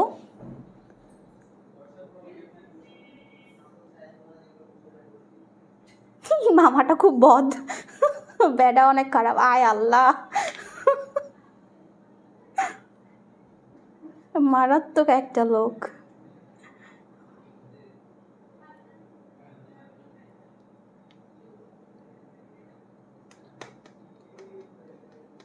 স্বর্ণের দাম শুই না আবার মারা যাইতো, এক্স্যাক্টলি, যারা খুব সুন্দর একটা কথা বলেছে, শয়তান। আচ্ছা ঠিক আছে, মামাতে আমরা পরে আসি। হ্যাঁ, মামাকে নিয়ে এখন কথা বলতে শুরু হইলে না শেষ হবে না ক্লাস। তোমরা লিখতে থাকো, আমার নাই যে তোমাদের এই ধরনের কমেন্টগুলো আমি দেখতে চাচ্ছিলাম যে তোমাদের কেমন কি মনোভাব মামাকে নিয়ে। আচ্ছা, এখানে এদের বিয়ের বয়স বা সরি এক একটা চরিত্রের বয়স নিয়ে কথা বলা আছে, এটা আমরা একদম শেষে দেখবো। গল্পটা পুরো পড়বো, তারপরে এই হিসাবটা করব। শুরুতেই এই হিসাব করলে মাথায় থাকবে না, বা ভুলে যাবে আর কি সব কিছু। এটা এখানে ভুলবশত দেওয়া হয়েছে, যাই হোক স্লাইডটা ওখানে যুক্ত করা হয়েছে, পরে দেখবো, তাই সমস্যা নেই। এখন এখানে আসো, গল্প শুরু করার আগে কিছু জিনিস আমি তোমাদেরকে একটু বলে নিই। অনেক ভুল ধারণা বা অনেকে যারা পড়েছে তাদের তো বেসিক আইডিয়া আছে যে গল্পটা কী নিয়ে বা কেমন কি। আমি যারা জানো তাদের জন্য রিভাইজ হয়ে যাবে, যারা জানো না তাদের জন্য আমি একটু সংক্ষেপে বলে নিই যে গল্পটাতে আমরা হচ্ছে কি দেখতে যাচ্ছি বা গল্পটা কিসের উপর নির্মিত, ঠিক আছে। এখানে কিছু কথা আমি এখানে উল্লেখ করেছি এক্সট্রা করে শুরুতেই আর কি, সেটা খেয়াল করো। এখানে কিছু কথা বলতে আমি কি এখানে তোমাদেরকে বুঝাতে যাচ্ছি, মানে এই গল্পের একদম বেসিক থেকে যদি আসি, যে গল্পটাতে কি কি তুলে ধরা হয়েছে। প্রথমত 19 শতকের যে সমাজ ব্যবস্থা সেটা তুলে ধরা হয়েছে, তাই না? 19 শতকের যে সমাজ ব্যবস্থা, দেখো 19 শতকের একটা সমাজ ব্যবস্থা, মানে ওই সময়তে যা হইতো আমাদের কিন্তু এই 20-এর দশকে এসে কিন্তু তা হয় না, তাই না? সো 19 শতকের সমাজ ব্যবস্থা সেখানে তুলে ধরা হয়েছে। তারপরে মানে একদিকে এটা তুলে ধরা হচ্ছে, অন্যদিকে আবার সামাজিক ব্যবস্থা, ব্যক্তি জীবনের যে দ্বন্দ্ব। আচ্ছা, সমাজে ধরো একটা জিনিস প্রচলিত, আর আমি নিজে একটা ব্যক্তি, আমার কিন্তু কিছু মর্জি বা আমার কিছু ইচ্ছা থাকতে পারে যেটা সমাজের সাথে নাও মিলতে পারে, মানে সমাজে যে প্রচলিত ব্যবস্থা তার সাথে নাও মিলতে পারে। তো ওই সামাজিক ব্যবস্থা আর আমার যে ব্যক্তি একটা জীবনের যে ইচ্ছা বা চাহিদা, সেটার মধ্যে যে দ্বন্দ্ব, সেটাও কিন্তু এই অপরিচিতা গল্পে তুলে ধরা হয়েছে। কিভাবে, কেন, কি, আসছি পরে, ধীরে ধীরে আসছি। যখন গল্পটাতে আরও গল্পটা আমি আরও ভেঙে ভেঙে বুঝাবো, তখন এই জিনিসগুলো, এই কথাগুলো তোমাদের কাছে খুব ক্লিয়ার হয়ে যাবে যে কেন ম্যাম শুরুতে হচ্ছে এই সামাজিক ব্যবস্থার ব্যক্তি জীবনের মধ্যে দ্বন্দ্বর ব্যাপারটা বলেছিল, যেটা এখানে দেখাচ্ছে। এছাড়া কি দেখো, রোমান্টিকতা দেখা যায়। এই রোমান্টিক কিন্তু এসে রোমান্টিকতা নয়, একটা আছে না, কি যেন একটা লাইন আছে এর ধরনের, আমার মনে পড়ছে না এখন, যাই হোক। তবে এই রোমান্টিকতা সেই রোমান্টিকতা না যেটা এখন দেখি আমরা, তবে আছে। তারপর সমাজের কারণে তাদের মধ্যে দূরত্ব তৈরি হয়, তুলে ধরা হয়েছে। মানে নায়ক নায়িকার মধ্যে সামাজিক ব্যবস্থার কারণে তো দূরত্বটা তৈরি হয়, তাই না? সেগুলো তুলে ধরা হয়েছে এখানে। এটা গেল কিছু কথা, একদম মূল যে বিষয়গুলো। এবার আসে যে গল্পের নামের কারণ। এই অপরিচিতা গল্পের নাম অপরিচিতা কেন, এটা তোমরা কি জানো? এটা কিন্তু খুবই একটা হচ্ছে কি বলে, ইন্টারেস্টিং একটা বিষয় বা প্রশ্ন। কারো কি এটা কখনো মাথায় এসেছে যে এই গল্পের নাম কেন অপরিচিতা হলো? অপরিচিতা এই গল্পের নাম দেওয়ার কারণ হচ্ছে, অনুপম যে কল্যাণীকে একদম কাছে পেয়েও যে পেল না। একটা লাইন আছে গল্পের মধ্যে যে দেয়াল একটা ছিল মাঝখানে, শুধু তাদের মাঝখানে, দেয়ালের ওই পারে অনুপম, এপারে হচ্ছে কল্যাণী। এত কাছে এসেও সে পেল না কল্যাণীকে, কাছে পেয়েও না পাওয়ার যে বিষয়টা, এই জন্য কিন্তু এই গল্পের নামটা দেওয়া হয়েছে হচ্ছে অপরিচিতা। বুঝতে পেরেছো? এই জন্য এই নামটা ওইখান থেকে আসে নামটা অপরিচিতা। এটা জাস্ট তোমার জানার জন্য বা একটু ভালো লাগার জন্য আমি অ্যাড করেছি এখানে। আর এখানে আসো মূলভাবে দেখো, মূলভাবের বিষয়টা আমি একটু তোমাকে এখানে জানাই তোমাদেরকে। যৌতুক বিরোধী প্রথা, এটা এক লাইনে কিন্তু সবাই বলে যে এটা হচ্ছে মূলভাব। অপরিচিতা গল্পের মূল ভাব হচ্ছে যৌতুক বিরোধী প্রথা বা যৌতুক রিলেটেড কিছু, এটা মূল ভাব। বাট ডিরেক্ট যৌতুক বিরোধী প্রথা বা যৌতুক রিলেটেড কিছু এটা কিন্তু সম্পূর্ণ সঠিক নয়। এই ধারণাটা এই গল্পের মূল ভাব তোমরা যারা জানো সবাই কিন্তু এই জায়গাটা একটু ভালো করে শোনো যে আমি কেন এটাকে সঠিক না বলছি। অনেকেই এখন বলতে পারে যে না ম্যাম আমরা তো এটা তো যৌতুক নিয়ে কথা বলে বা যৌতুক বিরোধী বিষয়গুলো নিয়ে আলোচনা করা হয়, বাট না, কেন এটা হচ্ছে সম্পূর্ণ না। খেয়াল করো এখানে বিশেষ মানে যেই বিষয়টাও তুলে ধরা হয় সেটা হচ্ছে যৌতুক আছে আমি জানি, কিন্তু বিশেষ যে বিষয়টা তুলে ধরা হয় মূল যে অ্যাকচুয়াল ভাবটা সেটা হলো নারীর আত্মসম্মান বোধ বা নারীর হচ্ছে যেই অবমূল্যায়ন করা নিজেকে, সেই বিষয়টা। যৌতুক বিরোধী প্রথা বা যৌতুক, শুধু যৌতুক কেন যে এটার মূল ভাব না, সেটার কারণ কি জানো? সেটার কারণ হচ্ছে শম্ভুনাথ কিন্তু শুরুতেই মানে কল্যাণীর বাবা বা কল্যাণীরা শুরুতেই কিন্তু যৌতুক নিয়ে কোনো কথা বলে না গল্পে। তোমরা কি কেউ কোথাও দেখেছো যে গল্পে শুরুতে মানে বিয়ের সময় কিন্তু ওরা যৌতুক চায় না? অনুপমের বাবা মামা পরিবার বিয়ের সময়তেই মানে বিয়ে যখন কথা হয় তখনই কিন্তু যৌতুকের কথা তোলে, সব কিছু দর কষাকষি করে একদম সমান করে কিন্তু ঠিক করে আসে না? তাহলে সেইখানে যখন তারা রাজি হয়ে যায় কল্যাণী এবং কল্যাণীর পরিবার মানে তার বাবা, তার মানে কি তাদের যৌতুকের কোনো সমস্যা আছে? নাই তো। সিম্পল। এই জিনিসটা কিন্তু অনেকে মিস করে যায়, মানে শুধু যৌতুককে বানায় দেয় যে এটার মূল ভাব না, এটা একদম ভুল। এই জিনিসটা নতুন শেখো। আমি জানি না এর আগে তোমাদেরকে কোনো টিচার বলেছে কিনা, আমার এটা জানা নেই, তবে আমি তোমাদেরকে ভালো করে বুঝে বলছি। মানে তোমরা তোমাদের কমন সেন্স খাটাও এখানে। যৌতুকে যদি সমস্যাই হইতো বা যৌতুকে যদি মেইন ইস্যু হইতো তাহলে যৌতুক নিয়ে যখন কথা উঠে বিয়ের সময় মানে বিয়ে ঠিক করার সময় তখনই কিন্তু হচ্ছে ঝামেলাটা লেগে যাইতো যে কেন যৌতুক চাওয়া হচ্ছে বা আমরা যৌতুক দিব না, আমরা এই পরিবারে বিয়ে দিব না, এরকম হইতো। কিন্তু তা কিন্তু হয় নাই। যৌতুক ঠিক হয়ে যায়, যৌতুকদের কি নিবে কি দিবে সব কিছু ঠিক হয়ে যায়, বিয়ের দিন কোনো একটা কারণে যে বিয়ে ভাঙে, তাই না? বিয়ের দিন যৌতুক দিতে পারছে না এজন্যও কিন্তু বিয়ে ভাঙে না। কল্যাণীর বাবা যৌতুক দিতে পারছে না বা কম দিচ্ছে এজন্যও কিন্তু ভাঙে না। তারা কিন্তু প্রপারলি দিয়েছে কিন্তু অন্য কোনো কারণে বিয়ে ভেঙেছে। তাহলে যৌতুক বিরোধী প্রথা বা যৌতুক বিষয়টা অ্যাকচুয়াল মূল ভাবনা, এটা একটা কারণ। ঠিক আছে যে যৌতুক বিষয়টা আলোচনা করা হয়েছে, তবে অ্যাকচুয়াল মূল কারণ হচ্ছে নারীর মর্যাদাবোধ বা অবমূল্যায়ন। এছাড়া এই হচ্ছে গল্পটি সার্থক ব্যক্তিত্বের জাগরণ ও তার অর্থ ব্যক্তিকে বোঝায়, মানে ব্যক্তিকে তুলে ধরা হয়, মানে এই গল্পে আর কি এটা বোঝানো হচ্ছে সার্থক ব্যক্তিত্বের জাগরণ। মানে এই যে কল্যাণী যে সার্থক একটা ব্যক্তিত্ব জাগরণ হয় শেষে এসে এটা এই বিষয়টা তুলে ধরা হয়। এর সাথে সাথে হচ্ছে এই অপরিচিতা বিশেষণের সাথে মানে অপরিচিত একটা বিশেষণ এই বিশেষণের আড়ালে বলিষ্ঠ ব্যক্তিত্বের নারী কাহিনী তুলে ধরা হয়। বলিষ্ঠ ব্যক্তিত্বের এই যে নারীর আত্মমর্যাদা বোধ বা অবমূল্যায়ন বুঝলেই এই ওয়ার্ডগুলা বুঝে যাওয়া যাচ্ছে বা সহজ মনে হচ্ছে যে বলিষ্ঠ ব্যক্তিত্বে নারী, মানে এটার সাথে রিলেটেড কিন্তু এই কথাগুলো। তো এই কথাগুলো একটু মানে এক্সট্রা করে তুলে মানে এখানে দেওয়া হয়েছে, তোমরা জাস্ট দেখে নাও বিষয়টা। ঠিক আছে, এই মূল ভাবের বিষয়টা কি ক্লিয়ার হইলো? আমি একটু নতুন করে বুঝালাম, আমি জানি না যে তোমাদের এই মানে এমনি করে জানা ছিল কি না। নামাজ পড়বো, বিরতি দেন ম্যাম? বিরতি দিব না, যার নামাজ আছে পড়ে নাও, মানে যেতে পারো। ক্লাস শেষ হয়ে যাবে, মানে পড়া শুরু করাই কিছুক্ষণ চলুক। হ্যাঁ, ক্লাসের সময়তে ক্লাস শেষ করে দিব। যাদের দরকার তারা যেতে পারো, যাদের একটু সময় নিয়ে থাকলে কোনো সমস্যা হবে না তারা থাকো।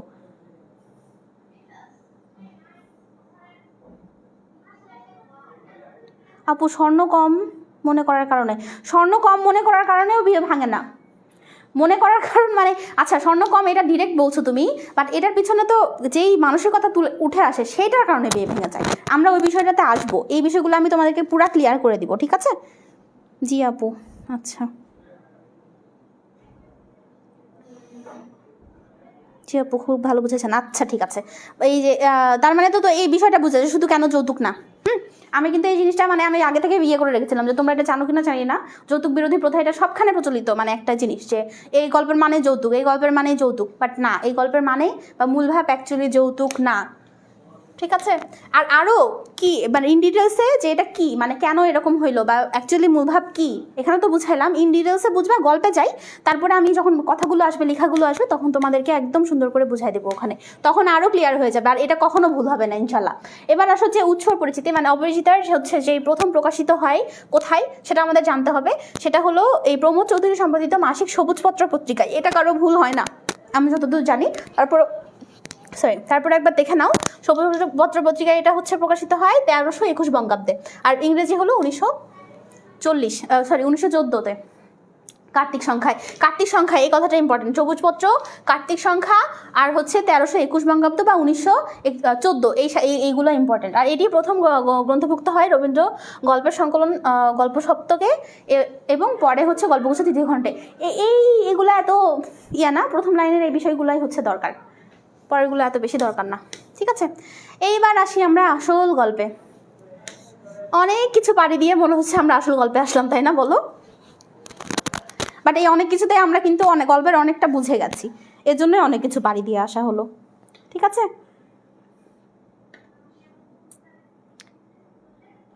এটা জানি আপু। আচ্ছা, আয়শা লিখেছে,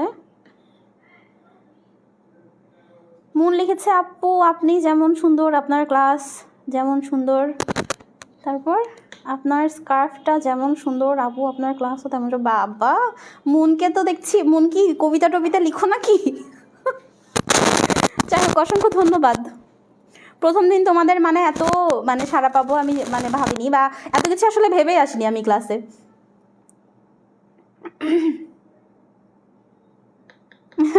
সাত সমুদ্র 13 নদী পার করে, বাট আচ্ছা, 7 সমুদ্র 13 নদী যে পার করলাম আমরা, এটাতে লাভ হয় নাই বলো? এগুলা কি বোরিং লাগছে, বা এগুলা কি মনে হচ্ছে যে এক্সট্রা কথা কোনোটা?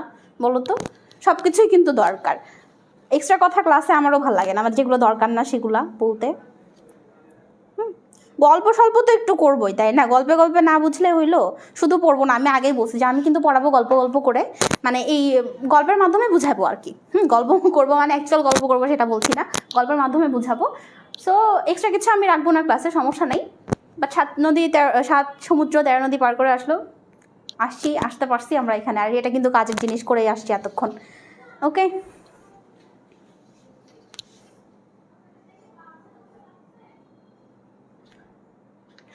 গদ্য পদ্য কয়টা পড়াবেন? আচ্ছা, এই প্রশ্নের উত্তর আমরা পরে দিব। এখনও রুটিন দেওয়া হয়নি, তো আমাকে রুটিন দেওয়া হয়নি, আমি পরে জেনে জানাবো তোমাদের কাছে গদ্য পদ্য আমি কয়টা পড়াবো, তারপর হৃদয় ভাইয়া কয়টা পড়াবে, এরকম করে। আচ্ছা, এই ফাঁকে একটা জিনিস, শুরু করার আগে আমি একটা খুব গুরুত্বপূর্ণ কথা বলে নিই তোমাদেরকে, যেটা আমার শুরুতে বলা উচিত ছিল, বাট তোমাদেরকে দেখে এক্সাইটেড হয়ে আমি আর তখন বলি নাই, ভাবছিলাম যে ক্লাসের ফ্লোটা নষ্ট হয়ে যাবে। এখন একটু মনোযোগ দিয়ে সবাই শোনো। প্রি বুকিংয়ের ব্যাপারটা, প্রি বুকিং নিয়ে তোমরা সবাই অলরেডি জানো, তাই না? প্রি বুকিং নিয়ে কিন্তু আমরা গত লাইভেও এসেছিলাম, গতদিন। প্রি বুকিং এই জিনিসটা নিয়ে সবাই একটুখানি শুনে নাও, আমি একদম শর্টে বলে দিচ্ছি। এই যে লাইভ ক্লাসটা চলছে এখন, এই লাইভ ক্লাসের যে পোস্টটা, সেখানে যে তার ক্যাপশনে দেখবা তোমরা একটা লিঙ্ক আছে। এই লাইভের ক্যাপশনে দেখবে একটা লিঙ্ক আছে, সেই লিঙ্কে ঢুকে তুমি আমাদের এই রিস্টার্ট ব্যাচের প্রি বুকিংটা এক্ষুনি সম্পাদন করে নাও। এক্ষুনি বলতে কি, আফটার ক্লাস। এখন ক্লাস থেকে বের হয়ে যেয়ে করার দরকার নেই, নাহলে পড়ার ফ্লোটা হারিয়ে যাবে, বের হলেই লস, এটা করার দরকার নেই। প্রি বুকিংটা তোমরা আফটার ক্লাস, ক্লাস শেষ হওয়া মাত্রই এই ক্যাপশনে, এই পোস্টের ক্যাপশনে যে প্রি বুকিংটা, ওখানে একটা ফর্ম দেওয়া আছে, সেখানে ওই লিঙ্কে ঢুকে ফর্ম পূরণ করে প্রি বুকিংটা ডান করে ফেলো। প্রি বুকিংয়ের যেই সুবিধা বা অসুবিধা, অসুবিধা তো নাই, সুবিধা সেগুলো কিন্তু আমরা বলে দিয়েছি। আমি আরেকবার বলে দিচ্ছি যে প্রি বুকিং করলে তোমাদের কিন্তু বিশাল একটা ডিসকাউন্টে যে কোনো কোর্সে আমাদের ভর্তি হওয়ার একটা সুযোগ আছে। তোমরা কেন এই সুযোগটা মিস করবা বাবা? ইচ্ছে করে বা এই সামান্য একটা ফর্ম পূরণের জন্য কি কেউ এত বড় ডিসকাউন্ট মিস করে? ভালো মানুষ বা মাথায় বুদ্ধিওয়ালা মানুষ করে না। আই থিঙ্ক তোমাদের মাথায় বুদ্ধি আছে, তো যারা এখনও করো নাই তারা জলদি প্রি বুকিংটা করে ফেলো। আর তারপরে আরেকটা জিনিস, ওই যেটা কালকে বনি ভাইয়া তোমাদের ভালো করে ক্লিয়ার করে দিয়েছিল, আমি আবারও বলছি, প্রি বুকিং করার পরে, প্রি বুকিং যদি কেউ না করে সে কিন্তু কোনোভাবে ডিসকাউন্ট পাবে না। প্রি বুকিং যারা করবে তারা যখন আমাদের কোর্সে এনরোল করবে, তখন ওই কোর্সে যখন এনরোল করবে তখন প্রথম 200 জনকে আমরা সেই ডিসকাউন্টটা দেবো। ঠিক আছে, এটা উল্লেখ করাটা জরুরি, এটা জানাটাও তোমাদের ঠিক আছে। এখানে তোমাদের বেশ একটা প্রতিযোগিতা চলবে, একটা রেস টাইপের চলবে, যারা যে 200 জন আগে থাকতে পারবে তারাই ডিসকাউন্টটা পাবে। বাট প্রি বুকিং করলে তুমি এমনিতেও ডিসকাউন্ট পাবে না, করলে এমনিতেও ডিসকাউন্ট পাবে না, অমনিতেও ডিসকাউন্ট পাবে না। পরে তুমি ভর্তি হওয়া না হও, এখন প্রি বুকিংটা করে রাখো। ঠিক আছে, পরে তুমি ভর্তি হইলে তো ডিসকাউন্ট পাওয়ার একটা চান্স আছে, বা পেয়ে যাবা ইনশাল্লাহ। আর যদি না হও, তাহলে না হলো, এখন প্রি বুকিংয়ের জন্য তোমার কোনো টাকা দিতে হচ্ছে না, তাই না? সো প্রি বুকিংয়ের ব্যাপারটা গেল। এবার আসো আমরা দেখি গল্পের শুরু। এখান থেকে এই যে প্রথম লাইন বলেছিলাম আমরা কি, আজ আমার বয়স 27 মাত্র, এই যে বয়স, এখানে আমি প্রথমে বয়সের এটা বাদ দিয়ে আসলাম, তুমি বয়সের বিষয়টা এইভাবে খেয়াল রাখো যে অনুপমের বয়স মানে অনুপম তো লেখক, যে কবিতাটা মানে গল্পটা আমাদের শোনাচ্ছে সে কিন্তু লেখক বা অনুপম। হ্যাঁ, অনুপমের বয়স যখন সে লিখছে তখন হচ্ছে তার বয়স 27। তার যখন বিয়ে হয় তো সে যখনকার কাহিনী বলে তখন কিন্তু তার বয়স 27 না, তার এখনকার প্রেজেন্ট বয়স হচ্ছে 27 যখন সে এই গল্পটা লিখছে। ঠিক আছে, বয়স 27 মাত্র। এই জীবনটা না দৈর্ঘ্যের হিসেবে বড় না গুণের হিসেবে বড়। আচ্ছা, এই লাইনটা দ্বারা কি বুঝাচ্ছি, এটা আমাদের একটা বেসিক থিং, মানে এটা তোমরা উপরে লিখে নাও। হ্যাঁ, যে দৈর্ঘ্যের হিসেবে বড় না মানে হচ্ছে সংখ্যার হিসেবে বড় না, মানে সে বয়স 27 বছর বয়স, এটা তো খুব বেশি বড় বয়স না, তাই না? আরও বেশি বয়স হলে বা একটু বৃদ্ধ হলে বা একটু বাবার বয়সী হলে তখন না আমরা তাকে সেটাকে দৈর্ঘ্য মানে দৈর্ঘ্যের দিক থেকে বড় বলতে পারি, সংখ্যার দিক থেকে বড় বলতে পারি। বাট 27 তো সেরকম দৈর্ঘ্যের দিক থেকে বড় না, সংখ্যার দিক থেকে বড় না। এটার উপরে লিখে নাও যে সংখ্যার দিক থেকে বড় না, না গুণের হিসেবে। গুণের হিসেবে বড় না মানে কি বোঝাচ্ছে, যে তার কোনো কিন্তু গুণ নাই, মানে মানুষের একটা মানে কিন্তু একটা মানে যে কোনো মানুষের গুণ থাকে না, যে কোনো মানুষের কিন্তু মানে একটা বাচ্চার ভিতরেও কিন্তু একটা গুণ থাকে। হ্যাঁ, একটা বাচ্চার ভিতরেও গুণ থাকে, বা একটা 10 বছরের একটা ছেলে বা মেয়ের মধ্যেও কিন্তু কিছু অভিজ্ঞতা বা গুণ থাকে। কিন্তু এই 27 বছর বয়সে অনুপমের এসে সেরকম কোনো গুণ বা সেরকম কোনো অভিজ্ঞতা ছিল না। তোমরা এই গুণের হিসাবে যে বড় না এটার উপরে লিখে নাও যে অভিজ্ঞতার অভাব বা অনভিজ্ঞ বা কর্মদক্ষতার অভাব। ঠিক আছে, এইটা বোঝানো হচ্ছে যে সে তার গুণের হিসেবেও বড় না। ঠিক আছে, এই বিষয়গুলো আমরা এভাবে ভেঙে ভেঙে বলবো, তোমরা উপরে শুধু কথাগুলো লিখে নিবা। যে বিষয়গুলো তোমাদের মনে হবে যে আচ্ছা এটা আমরা জানি, সেটা তোমাদের লেখার দরকার নেই। যেটা তোমরা জানো না সেই জিনিসগুলো অবশ্যই লিখে নিবা। যারা প্রথম পড়ছো তারা তো সবই লিখবা। ঠিক আছে, লিখে পড়া খুবই ভালো, আর এই লিখে পড়াতে কিন্তু অনেক মনে থাকে। এই যে এখানে যদি তুমি এখানে লিখো যে দৈর্ঘ্য হিসেবে, মানে এখানে সংখ্যা বোঝাচ্ছে সংখ্যার দিক থেকে। এখানে তুমি সংক্ষেপে, তোমার পুরোটা লেখার দরকার নেই যে সংখ্যার দিক থেকে বড় নয় বোঝাচ্ছে, এভাবে লেখার দরকার নেই। কিন্তু মানে কিওয়ার্ড দিয়ে লিখবা যে সংখ্যা বোঝাচ্ছে দৈর্ঘ্যের হিসাবে বড় না মানে সংখ্যার দিক থেকে বড় না, বা বয়সের দিক থেকে বড় না। গুণের হিসাবে বড় না মানে হচ্ছে কর্মদক্ষতা নাই কোনো, কর্মদক্ষতার অভাব। এভাবে যদি তুমি উপরে লিখে রাখো তাহলে কিন্তু তোমার পড়া 90% কভার হয়ে যাবে। সেটা তুমি গদ্যের ক্ষেত্রে বলো, পদ্যের ক্ষেত্রে বলো, সিকিউ এমসিকিউ বোথ, দুটার ক্ষেত্রে তুমি যদি এভাবে করে পড়ো, তুমি যখন এর পরের বার রিভাইজ দিতে যাবা তখন তুমি যদি শুধু উপরের কথাগুলোও পড়ো তাইলেও কিন্তু তোমার মানে একটা ওই চোখ বুলানো মতন একটা রিভিশন হয়ে যাবে, বুঝতে পেরেছো? আর সেটা সঠিক রিভিশন হবে। ঠিক আছে, তোমাকে লাইন বাই লাইনও তখন পড়তে হবে না। আচ্ছা, এবার আসো তার পরের অংশে। তবু ইহার একটু বিশেষ মূল্য আছে। কেন বিশেষ মূল্য আছে? কারণ 27 বছর বয়স মানে এটা তো একটা মানুষের মানে যৌবনকালেরই একটা অংশ, তাই না? এখন মানুষের ধরো যেই জীবনের সবচেয়ে ভালো মুহূর্ত বা ভালো বিষয়গুলো কিন্তু মানুষের এই কালটাতেই ঘটে, বা এই সময় বয়সের এই সময়টাতেই ঘটে, আরও আগে থেকে শুরু হয়ে এই সময়টাতেই ঘটে। এজন্য বলছে এই কিন্তু মানে তার এইভাবে বড় না হইলেও এইটার একটা বিশেষ মূল্য আছে। ঠিক আছে, এখানে লিখতে পারো যে এটার একটা বেশ চাহিদা বা এই সময় ভালো কিছু ঘটে, এই কথাটা তুমি এখানে লিখতে পারো যদি তোমার লাগে তো। তারপরে ইহা সেই ফুলের মতো যাহার বুকের উপরে ভ্রমর আসিয়া বসিয়াছিল। আচ্ছা, এই জীবনটা সে একটা ফুলের মতো, মানে ফুলকে দিয়ে সে বোঝাচ্ছে যে এটা একটা ফুলের মতো যার উপরে ভ্রমর এসে বসছিল। মানে কি, মানে একটা ফুলের সার্থকতা কখন হয়? যখন তার উপর একটা ভ্রমর এসে বসে, তাই না? মানে একটা ফুল ফুটেছে, এখন তার কোনো গন্ধ নাই বা তাকে কেউ মানে পছন্দ করছে না, এরকম ফুল তো সার্থক ফুল না। ফুল মানে আমরা কি বুঝি, একটা গন্ধ থাকবে, সবাই তার প্রতি আকৃষ্ট হবে, ভ্রমর এসে তাতে বসবে, সেটা কাজ করবে কোনো না কোনো, মানে ভ্রমরটা সেই ফুলে এসে বসে কোনো মানে ওই যে পরাগায়ন ঘটে ওগুলো হবে, তাই না? তো এই ফুলের সার্থকতা কিন্তু ওখানে।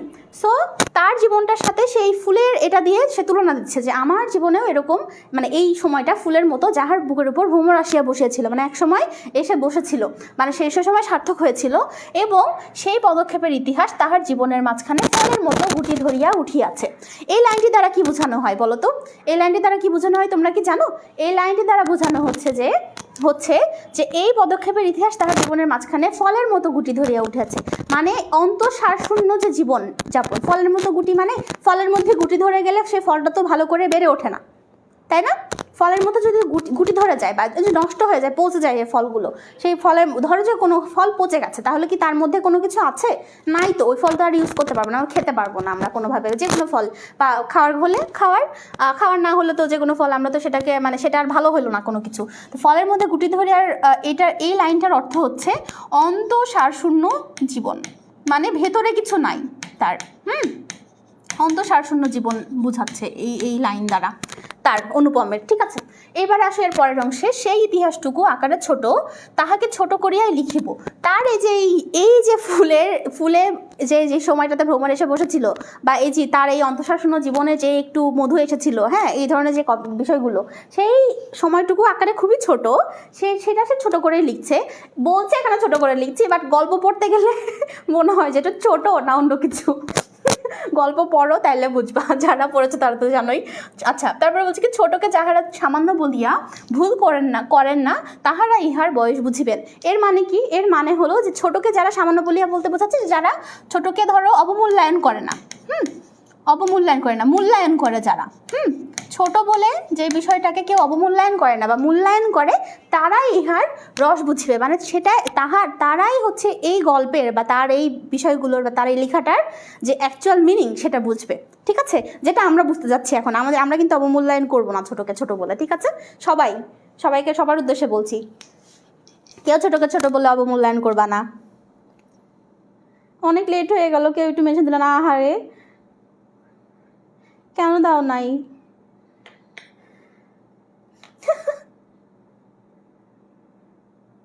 যৌবনকাল 27 না, আমি বলছি যে যৌবনের 27টাও যৌবনকালের অংশ একটা, 27 বয়সটা। আচ্ছা, এই যে কন্যার পিতা দেখা মাত্রই বলবে আমি সৎপাত্র, এই লাইনটা তো বলতে যাচ্ছিলাম আমি, এর আগে বলে দিয়েছে আমার আগে একজন, উৎস বলে দিয়েছে। আপু আপনার বোঝানো মাশাআল্লাহ অনেক সুন্দর, ধন্যবাদ লিজা, অনেক অনেক অনেক ধন্যবাদ। এরপরে থেকেও আমার সাথে সব ক্লাসে, ইনশাল্লাহ সব কিছু আরও সহজ করে দিব আমি। অনেক মজার মানুষ মনে হয়, তাই না?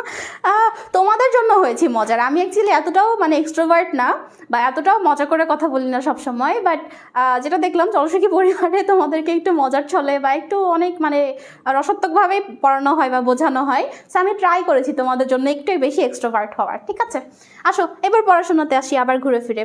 সো কার হাইটের রস বুঝবেন সেটা আমি বলে দিলাম।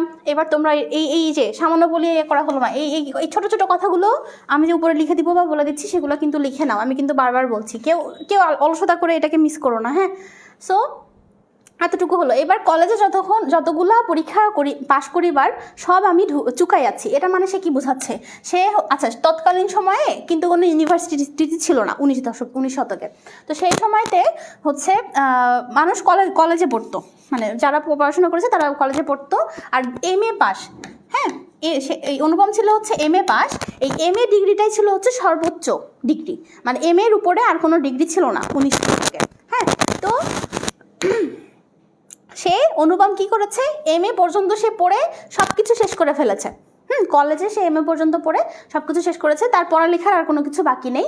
এবার ছেলেবেলায় আমার সুন্দর চেহারা লইয়া পণ্ডিত মশাই আমাকে শিমুল ফুল ও মাকার ফলের সাথে সহিত তুলনা করিয়া বিদ্রুপ করিবার সুযোগ পাইয়াছিলেন। আচ্ছা, এই জিনিসটা, এই লাইনটা খুবই মানে কি বলবো, ইন্টারেস্টিং। হ্যাঁ, শিমুল ফুল আর মাকাল ফল, এই দুটা জিনিস।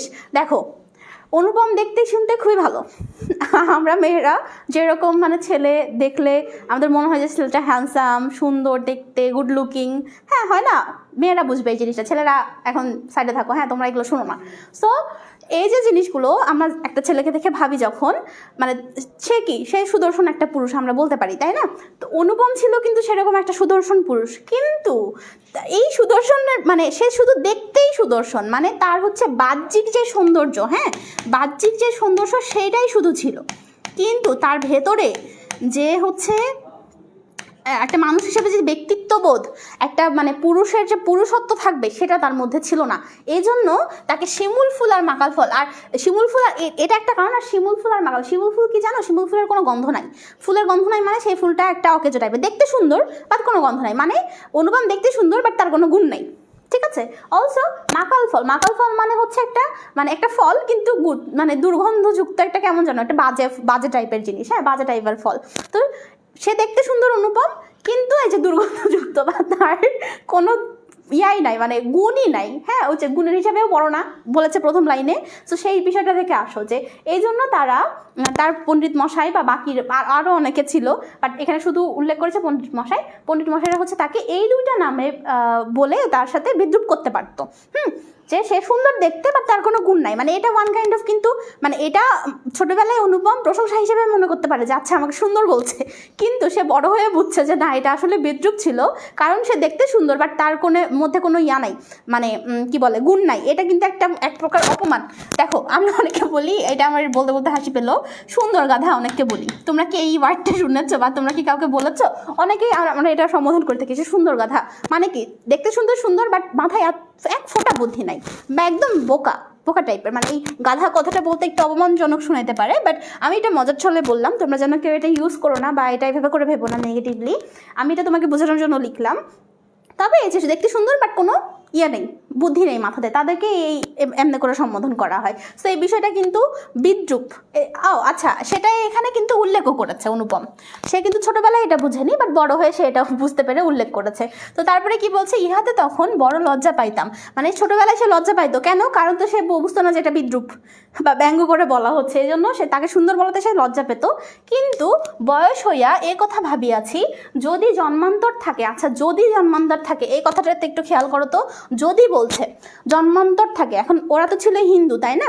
হিন্দুদের ধর্মমতে আমরা কি জানি যে হিন্দুদের কিন্তু পরকাল বলতে কি ওদের হচ্ছে 7 জন্ম থাকে, তাই না? 7টা জন্ম থাকে, 7বার তাদের নাকি জন্ম হয়। সো ও বলছে যদি জন্মান্তর থাকে, তার মানে কি ওরা একটা ধর্মের প্রতি অবিশ্বাস এখানে দেখা যাচ্ছে না? যদি জন্ম থাকে, এখন আমি যদি বলি যদি আল্লাহ থাকে তাহলে আমার ভালো করবে আল্লাহ, নাহলে ভালো করবে না, তার মানে কি আল্লাহর উপর আমার একটা অবিশ্বাস। আস্তাগফিরুল্লাহ, আমরা এরকম ভাবি না বা ভাববো না। তবে অনুপমের এরকম একটা ধর্মের প্রতি অবিশ্বাস ধরনের ছিল যে যদি জন্মান্তর থাকে, যেটা এই লাইনের দ্বারা বোঝা যাচ্ছে। কিন্তু সে বলছে কি জন্মান্তর থাকে, তবে আমার মুখে স্বরূপ এবং পণ্ডিত মশাইদের মুখে বিদ্রুপ আবার যেন এমনি করিয়াই প্রকাশ পায়। এর মানে বোঝায় যে সে আগে লজ্জা পাইতো ছোটবেলায়, কিন্তু সে বড় হয়ে এখন কিন্তু আর লজ্জা পায় না। সে মানে জাস্ট মানে ওই নিউট্রাল থাকে, মানে তার কোনো ইয়া মনে হয় না আর কি। ওই যে বললাম ছোটবেলায় সে লজ্জা পাইতো ইয়ে মনে করে, যেহেতু সে বুঝতো না সেটা বিদ্রুপ, বাট বড় হয়ে সে এখন বুঝেছে এটা বিদ্রুপ ছিল, আর আমি হচ্ছে মানে এখানে কিছু বলতে পারি না, বা এখানে আসলে এখানে লজ্জা পাওয়া বা এখানে একবারই কিছু বলাটাই আরও বোকামি বা বোকামি স্বরূপ দেখাবে। ঠিক আছে, এরপরে আসো, আমার পিতা এককালে গরিব ছিলেন। এই জিনিসটা, এই জায়গাটাও খুবই মানে গুরুত্বপূর্ণই অংশ ওয়ান কাইন্ড অফ, যে আমার পিতা এককালে গরিব ছিলেন, ওকালতি করিয়া তিনি প্রচুর টাকা রোজগার করিয়াছেন। আচ্ছা, এই জিনিসটা ইম্পর্ট্যান্ট, MCQ এর জন্য ইম্পর্ট্যান্ট, কয়ের জন্য ইম্পর্ট্যান্ট। ওকালতি করেছে তার বাবা, অনুপমের বাবা কি ছিল? উকিল, তার মানে ঠিক আছে। ওকালতি করিয়া সে প্রচুর টাকা রোজগার করিয়াছেন, ভোগ করিবার সময় নিমেষ মাত্রও পান নাই। আচ্ছা, এই লাইনটার সাথে এটা তুমি মানে তোমরা ইয়ে করতে পারো যে ভোগ করতে পারে না, সে অনেক টাকা ইনকাম করেছে কিন্তু ভোগ করতে পারে না। ইটস লাইক যে আচ্ছা, বিড়াল গল্পে একটা লাইন আছে না যে কেউ মরে বিলছেছে, কেউ খায় কই, এরকম একটা লাইন আছে। হ্যাঁ, তো এই লাইনটার সাথে কিন্তু ওইটার খুব মিল আছে। ওইভাবে করে ভাবতে পারো এই জিনিসটাকে, যে সে অনেক উপার্জন করেছে, গরিব ছিল এক সময়, সে উপার্জনও করেছে অনেক, কিন্তু সে সেটাকে ভোগ করার সময় পায়নি, মানে সে কাজে এত ব্যস্ত ছিল উপার্জন করার সময় সে সেটা ভোগও করতে পারে নাই, ভোগ করার আগেই সে হচ্ছে মারা গেছেন। হ্যাঁ, এই যে দেখো, মৃত্যুতে তিনি যে হাফ ছিলেন সেই তার প্রথম অবকাশ মানে প্রথম ছুটি ছিল তার। মৃত্যুর পরে সে প্রথম হাফ ছেড়েছিল, মানে মারা যাওয়ার পরে, ওই লোকটা মারা যাওয়ার পরে সে হচ্ছে একটা রিল্যাক্স পেয়েছিল বা একটা স্বস্তি পেয়েছিল, একটা শান্তি পেয়েছিল, একটা ছুটি পেয়েছিল। তার আগে পর্যন্ত সে কাজের চাপে এরকম কিছু পায় নাই। ঠিক আছে, তো এই পেজটা আমার মতে সবার ক্লিয়ার হয়ে যাওয়ার কথা। এরপরে পরের অংশে আসি। আমি যে কথাগুলো বলছি লাইন বাই লাইন, হ্যাঁ, এগুলোও কিন্তু তোমার যদি দরকার পড়ে, তুমি যদি পরে বুঝতে, তুমি ধরো বুঝো না এখান দ্বারা কী বুঝাচ্ছে, এই লাইনগুলো দ্বারা কী বুঝাচ্ছিল যেগুলো আমি এতক্ষণ বললাম, সেগুলোও কিন্তু তুমি ছোটো ছোটো করে উপরে টুকে নিতে পারো। লেখার উপরে, বইয়ের যে 2 লাইনের ফাঁকা জায়গাতে যে ছোটো অংশটুকু থাকে, এখানে তুমি যদি পেন্সিল দিয়ে লিখো, হ্যাঁ, তাহলে এখানে সুন্দর করে লেখা হয়। আমি নিজেও এই কাজ করতাম, এখনও করি আমাদের পড়ালেখার ক্ষেত্রে। এই যে এই জায়গাটুকুতে তোমরা ছোট করে পেন্সিল দিয়ে লিখে নিবা, কলম দিয়ে লেখার দরকার নেই, তাইলে মানে বোঝা যায় না, লেখা আবার কাটাকাটি হয় বা হতে পারে, এরকম হয়। পেন্সিল দিয়ে এই 2 লাইনের মাঝখানে অর্থগুলো বা মানেগুলো যেটা তুমি বুঝবা, যেটা তুমি কিওয়ার্ড, মানে তোমার যেটাতে সুবিধা হয়, সবার তো সব রকম লাগে না, সবাইকে সব লিখতেও হয় না, যেটা তোমার দরকার সেটা তুমি এমনি করে লিখে নিবা। এবার আসো তারপরের অংশে। কি বলছে সে? আমার তখন বয়স অল্প, মানে বিয়ের সময়ের কথা বলছে সে, তখন তার বয়স অল্প, মার হাতেই আমি মানুষ। মানে অনুপম কার হাতে মানুষ, এটা খুব একটা ইম্পর্টেন্ট প্রশ্ন। মার হাতে অনুপম মানুষ, মামার হাতেও না, বাবার হাতেও না, কোনো আত্মীয় স্বজনের হাতেও না, মার হাতে মানুষ। মা গরিবের ঘরের মেয়ে, এই জিনিসটা দেখো, তার বাবা গরিব ছিল ঠিক আছে, কিন্তু সে পরে বড়লোক হয়। তার মাও কিন্তু গরিব ছিল। এখানে গরিব বলতে কিন্তু হেন তেন গরিব না, এটা হচ্ছে নিম্ন মধ্যবিত্ত। নিম্ন মধ্যবিত্ত বোঝায় এই গরিবের মানে তার মা ছিল নিম্ন মধ্যবিত্ত পরিবারের। এই গরিবের মানে বোঝাচ্ছে হচ্ছে নিম্ন মধ্যবিত্ত পরিবারের ছিল তার মা। আমরা যে ধনী এই কথা তিনিও বলেন না, আমাকেও ভুলিতে দেন না। আচ্ছা, এই জিনিসটা আই থিঙ্ক তোমরা সবাই জানো, মানে এটা হয়তো অনেকেই বলেছে যে এই ব্যাপারটা এরকম যে যারা ধরো ওই যে আঙুল ফুলে কলা গাছ একটা ইয়ে আছে এই সম্পর্কে কিন্তু। হ্যাঁ, আবার এরকম বলা হয় যে অনেকেই থাকে না যে হুট করে বড়লোক হয়ে যায়, গরিব বা হয়তো মধ্যবিত্ত, বাট হুট করে যখন বড়লোক হয়ে যায় তখন কিন্তু তারা ওই খারাপ সময়টাকে ভুলে যায়। তারা যে গরিব ছিল বা তাদের এক সময় কষ্ট ছিল, তারা যে এত কষ্ট করে চলাচল করেছে, এই জিনিসগুলো তারা কিন্তু আর মনে রাখতে চায় না। তারা কি করে, সব সময় আমি বড় লোক, আমি বড় লোক, আমি এমনি করে চলতে পারি না, আমি এসে ছাড়া চলতে পারি না, আমি গাড়ি ছাড়া চলতে পারি না, এরকম করতে থাকে তখন। কিন্তু যারা অ্যাকচুয়ালি বড় লোক, যারা বংশগতভাবে বড় লোক, হ্যাঁ, তারা কিন্তু কখনো এই শো অফটুকু করে না বা এইভাবে ভাবে না যে আমি মানে ওই যে গাড়ি বা এসি এগুলো ছাড়া চলতেই পারি না এরকম, বা আমি যে ধনী এটা সবসময় মনে রাখতে হবে, এরকম করে কিন্তু অ্যাকচুয়াল বড় লোকরা ভাবে না। সো এখানে তার মায়ের এরকম একটা মনোভাব এখানে তুলে ধরা হচ্ছে যে সে ওই যে আঙুল ফুলে কলা গাছ টাইপের, যে হঠাৎ করে বড় লোক হয়ে সে নিজেও বলে না যে তারা বড় লোক, মানে গরিব থেকে বড় লোক হয়েছে এরকম, মানে এখন বড় লোক, আবার তার ছেলে বা অন্য কাউকে ভুলতে দেয় না সেই জিনিসটা।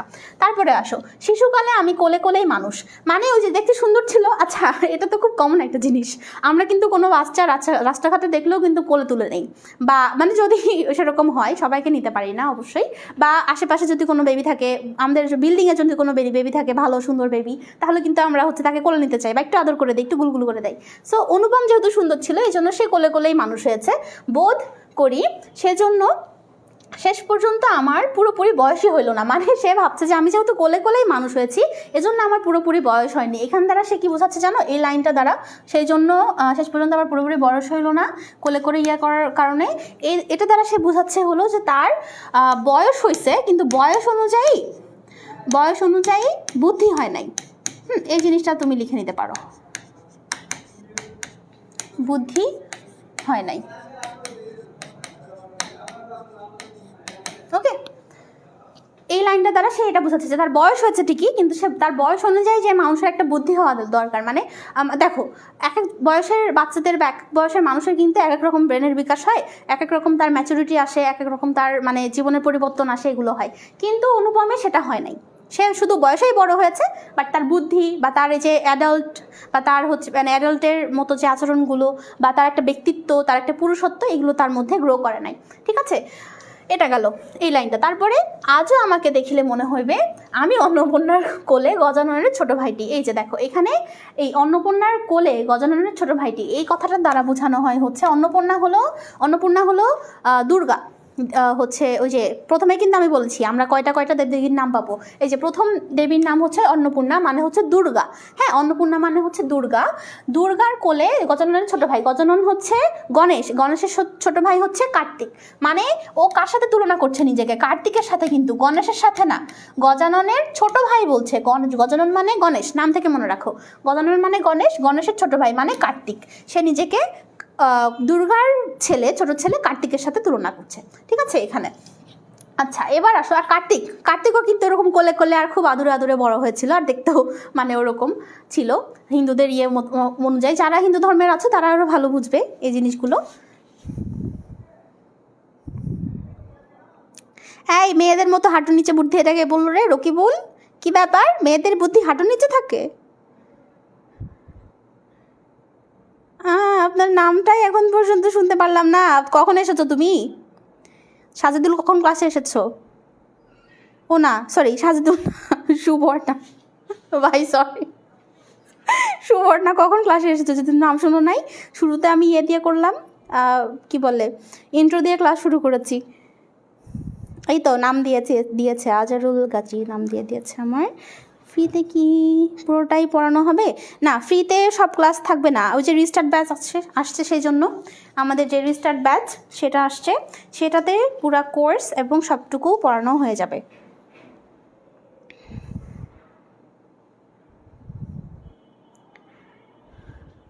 হ্যাঁ, চাটা দেবদেবীর নাম লিখেছে, বোঝানোটা সুন্দর, ধন্যবাদ লামিয়া। রোশনি লিখেছে চাটা দেবদেবীর নাম, গুড। এইভাবে হাসেন না কেন? চিল্লায় চিল্লায় ভয়েস শেষ। ইরা আমার ভয়েস বাই দেবে, আমার ভয়েস আরেকটু সুন্দর। হ্যাঁ, এখন চিল্লায় চিল্লায় ভয়েস শেষ, চিল ভালো করে ভয়েস শোনাবো না এরপর। এখন পড়াশোনাতে আসো। দেখো এখানে এতটুকু তো ক্লিয়ার না, বুঝলা না? গল্পে গল্পে এতটুকু হইলো না যে সে অনুপম কি বুঝাইলো, তার বয়স কেমন ছিল যখন সে লিখছে, তারপরে সে কেমনে কেমনে বড় হয়েছে, তার এখনকার ব্যক্তিত্ব, তার ছোটোবেলা থেকে বড় হয়ে এই পর্যন্ত এসে তার ব্যক্তিত্ব যে এরকম, কেন তার ব্যক্তিত্ব এরকম সেটা বুঝলা এতক্ষণ ধরে? আই থিঙ্ক বুঝে যাওয়ার কথা। যারা বুঝো নাই তারা অ্যাটেন্টিভলি ক্লাস করো নাই। যে বলবে বুঝিনি তাকে আমি দিব এখন পানিশমেন্ট। কমেন্ট চেক করবেন ভাই।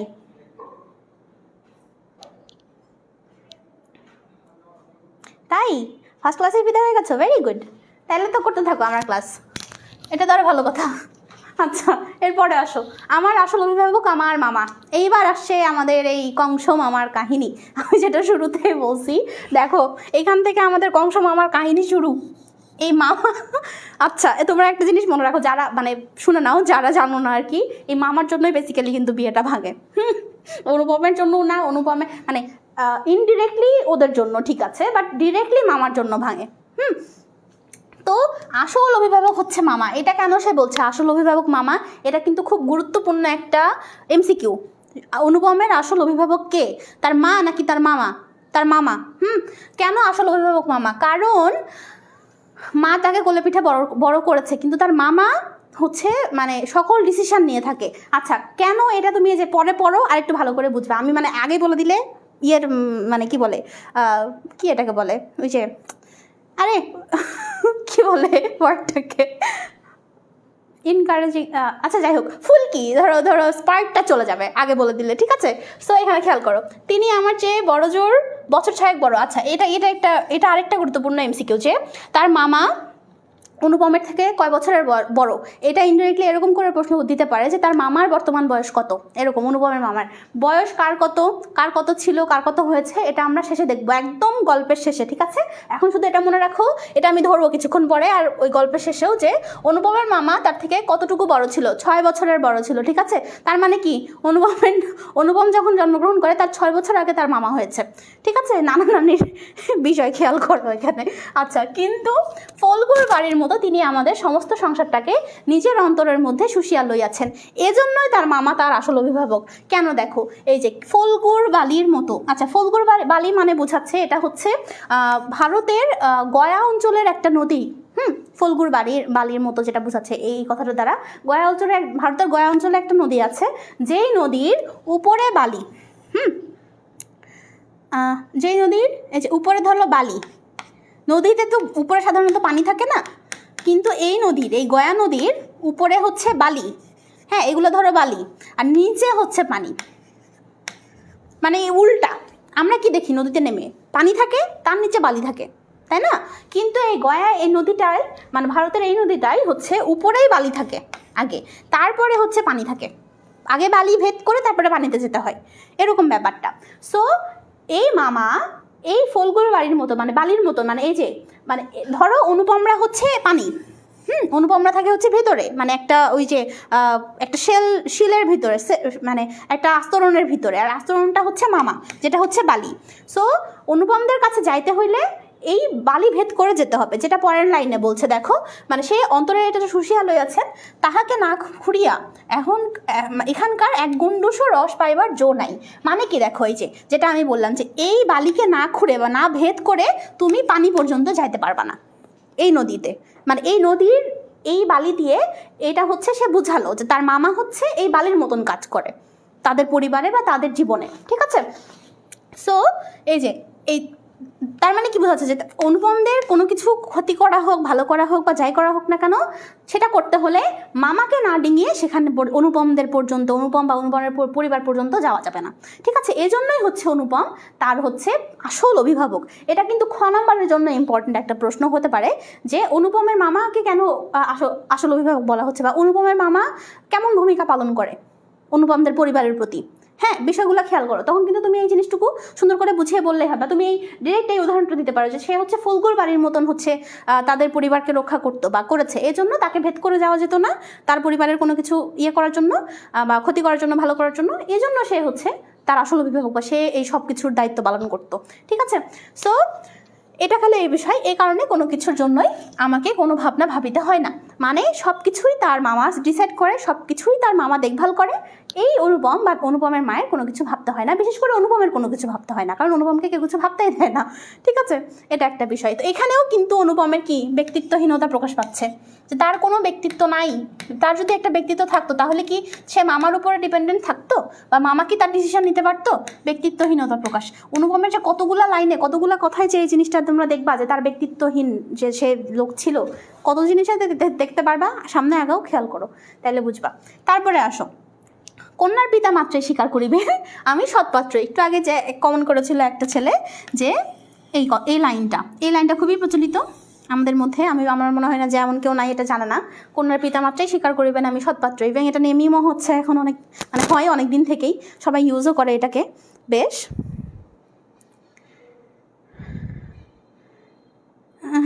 পূর্ণতা দিয়ে যায়নি, কোনো সম্পর্কেরই পূর্ণতা দিয়ে যায়। হ্যাঁ, রবীন্দ্রনাথের দেখো চরিত্র কেমন, এই গল্পটা পড়ো তাইলে বুঝবা, মানে গল্পে আগাও।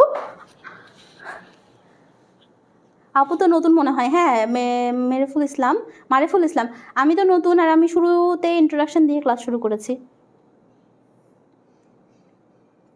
আচ্ছা শোনো সবাই,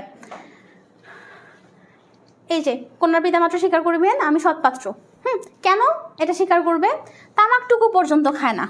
আচ্ছা দেখো, সেই সময়ে তামাক ছিল হচ্ছে নর্মাল হচ্ছে নেশা জাতীয় দ্রব্য, মানে এখনকার বিড়ি সিগারেটের মতন ধরো। ঠিক আছে, এখন বিড়ি সিগারেটটি সবার হাতে দেখা যায়, তাই তো? কিন্তু এর থেকে বেশি বুঝাই আমরা কি আরও যে খারাপ যে মাদক দ্রব্যগুলো আছে সেগুলোকে, তাই না? তো সে অনুপম সেই যুগে যেহেতু বিড়ি ছিল না, সিগারেট ছিল না, সে হচ্ছে সেই যুগে মানুষ তামাক খেত ডিরেক্টলি, তো সে তামাকটুকুও খায় না। তো এর থেকে বেশি যে হুকা বা এই ধরনের যে জিনিসগুলো, মানে সেই আমলের যে ভালো ভালো মানে বড় বড় মাদক দ্রব্যগুলো, সেগুলো তো ছোঁয়া দূরের কথা।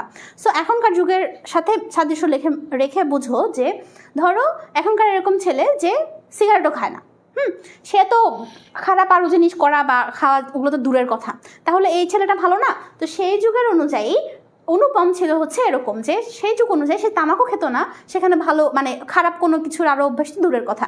ঠিক আছে, তো এই জন্য কন্যার পিতাপাত্রই স্বীকার করবে সে একজন সৎপাত্র, মানে তার অন্য কোনো খারাপ অভ্যেস বা গুণ নেই। ঠিক আছে, ভালো মানুষ হওয়ার কোনো ঝঞ্ঝাট নাই, মানে এক্সট্রা করে তার ভালো মানুষ হওয়ার কোনো ঝঞ্ঝাট নাই যে আমাকে দেখাইতে হবে আমি ভালো মানুষ, বা আমি মানে লুকায় চুরায় মানে খারাপ কাজ করি, বাট আমাকে মানুষের সামনে দেখাইতে হবে ভালো মানুষ। তো সেই ঝঞ্ঝাটটা ওর নাই, তাই আমি নিতান্ত ভালো মানুষ। আচ্ছা, ঝঞ্ঝাট নাই, আমি নিতান্তই ভালো মানুষ, এখানে আবার সে বোঝাচ্ছে যে আমি আসলে চাপে পড়ে ভালো মানুষ, মানে আমার তো খারাপ কাজ করার কোনো সুযোগই নাই, মানে ওর মামা সব কিছু দেখে, ও মায়ের কোলে কোলে বড় হয়েছে, ওর কোনো ব্যক্তিত্ব গ্রো করে নাই, ও খারাপটা হবে কেমনে করে? সো এই জন্য এখানে এমনি করে ভাবতে পারো যে মানে এটা লিখে নাও যে সে বাধ্য হয়ে ভালো মানুষ। নিতান্তই ভালো মানুষ বলতে সে বোঝাচ্ছে সে বাধ্য হয়ে ভালো মানুষ, তার তো খারাপ হওয়ার কোনো উপায় নাই, সে তো বাইরে যেয়ে তামাকও খেতে পারবে না।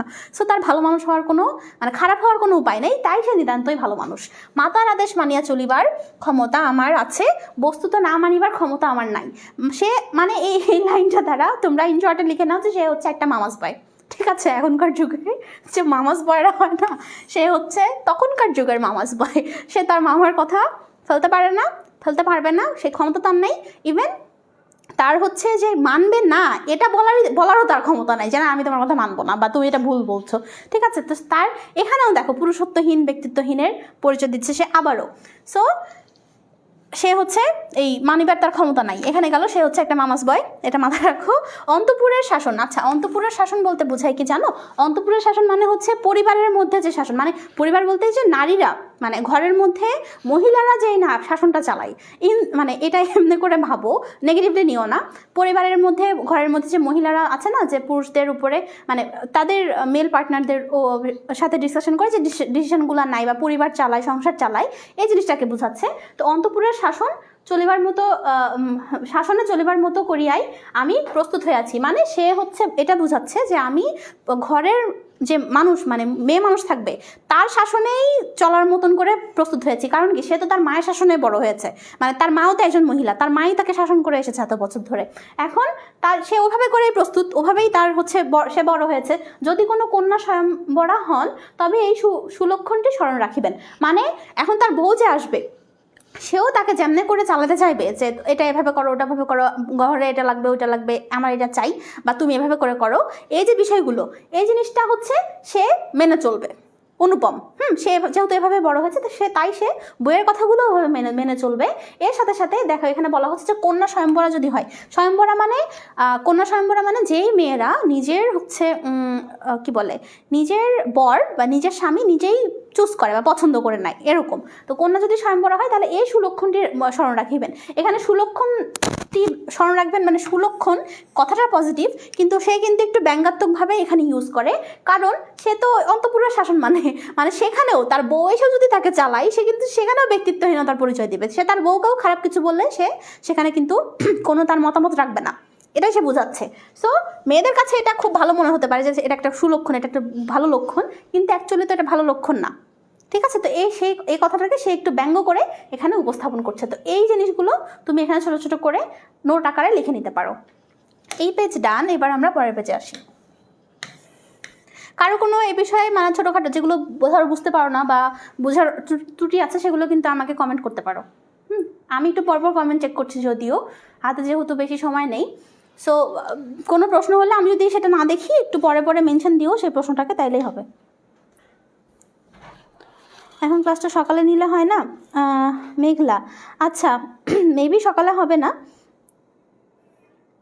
তারপরে আমি দেখি কথা বলি। আমি নতুন তো, আমারও ধরো স্কেজিউল আর সব কিছু মিলায়ে একটু ম্যাচ হইতে হবে তোমাদের সাথে বা চলশিখির সাথে।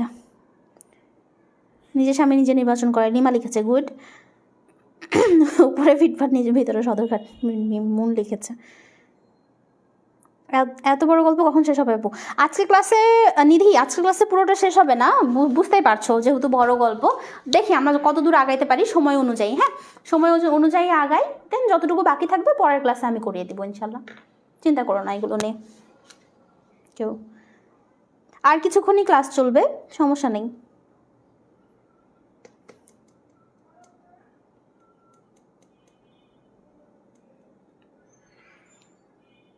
নামাজ হচ্ছে না? হবে, নামাজ হবে। যে ক্লাস শেষ করার পরে নামাজ পড়বা, কেন নামাজ হবে না? ক্লাস তো সারা রাত হবে না। ছেলেরা নামাজ পড়তে গেছে, কিছু করার নেই আসলে।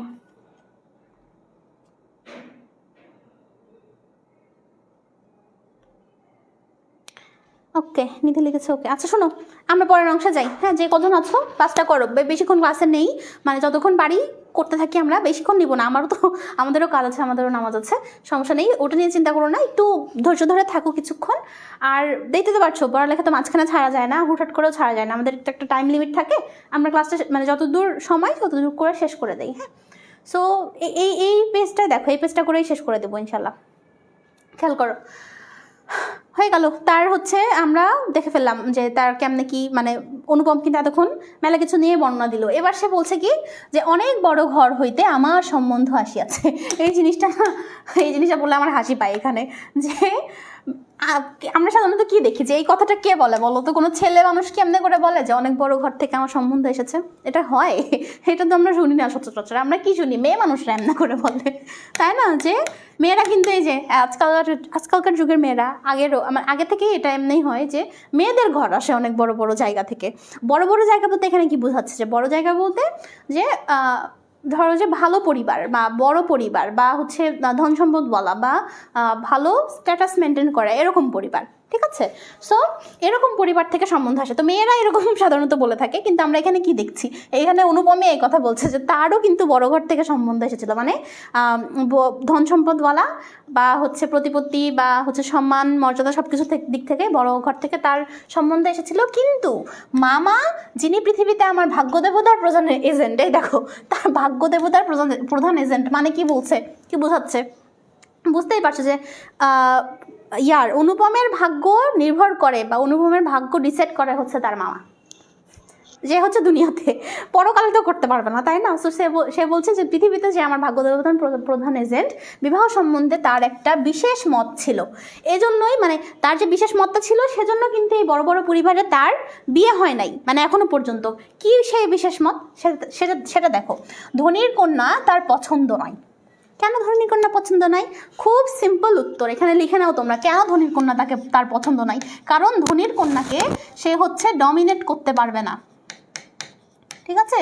ধনীর কন্যাকে ডমিনেট করতে পারবে না, ধনীর কন্যার উপর কর্তৃত্ব ফলাতে পারবে না পরিবারের কেউ, সেটা হোক মামা, হোক অনুপম, হোক অনুপমের মা বা শাশুড়ি, মানে মেয়ের শাশুড়ি, কেউই হচ্ছে ধনীর পরিবারের কোনো মেয়ের উপরে কিন্তু কর্তৃত্ব ফলাতে পারবে না, বা ধনীর পরিবারের কেউ কাউকে ডমিনেট করতে পারবে না কোনো মেয়েকে, অনুপমের যদি বউ হয়ে আসে। তো এই জন্য হচ্ছে মামার ধনী পরিবারের মেয়ে পছন্দ না। বুঝতে পারছো ব্যাপারটা কেমন মানে লোক? খেয়াল করো। তারপরে বলছি কি, আমাদের ঘরে যে মেয়ে আসিবে সে মাথা হেড করিয়া আসিবে, এই তিনি চান।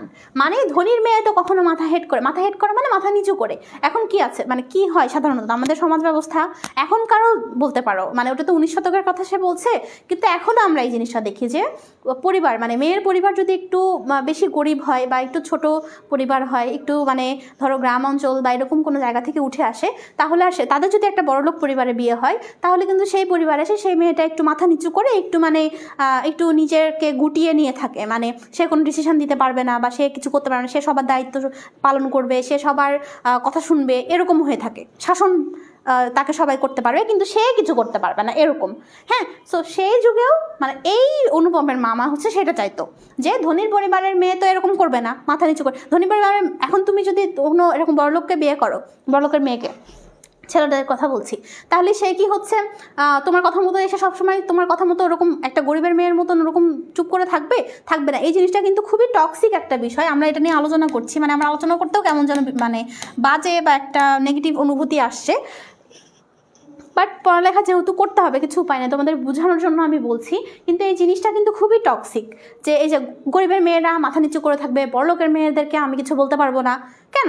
মানুষ তো সবাই এক, তাই না? মানুষ তো সব একই, মানুষ তো রক্তে মাংসে গড়া, মানুষ তো হচ্ছে মানে মানুষই, তার তো কোনো গরিব বড়লোক বা শিক্ষিত অশিক্ষিত এগুলো দিয়ে তো বিচার করা তাকে যায় না, তাই না? সো যাই হোক, এই বিষয়টা পড়ানোর জন্য আমি বললাম আমি আশা রাখবো যে তোমরা কেউ এ ধরনের নেগেটিভ মন মানসিকতা নিয়ে বড় হবে না, বা যাদের এই ধরনের মন মানসিকতা আছে এখনও, বা থাকতেই পারে, বলা যায় না, বা পরিবার থেকে আসতে পারে এরকম কোনো চিন্তাভাবনা, তারা এই জিনিসটাকে পুরোপুরি বর্জন করে ফেলবা অ্যাজ সুন অ্যাজ পসিবল। মানুষ মানে মানুষ, ধনী হোক, বড়লোক হোক, ছোট হোক, যেটাই হোক না কেন, গরিব হোক, সে হচ্ছে মানুষ।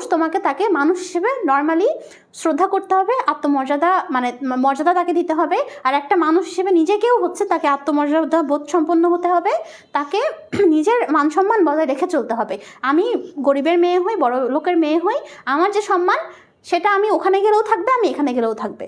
ব্যাপারটা হচ্ছে এরকম, মেয়েদেরকে বা পুরুষদেরকেও এরকম হইতে হবে, যার কাছে যাবে তাকেও এরকম মনোভাবের হতে হবে, ঠিক আছে? এটা তোমাদেরকে আমি একটু মানে এক্সট্রা মানে করে বললাম। এই বিষয়গুলো আসলে বাংলা পড়তে গেলে চলে আসে। আর এই ধরনের কথাগুলো মানে আমি আসলে না বলে পারি না, মানে এই বিষয়গুলো যদি কার মধ্যে থাকে এখনও পর্যন্ত, আমার একটু দেখলে একটু কেমন যেন মন খারাপ লাগে, আমার ভালো লাগে না।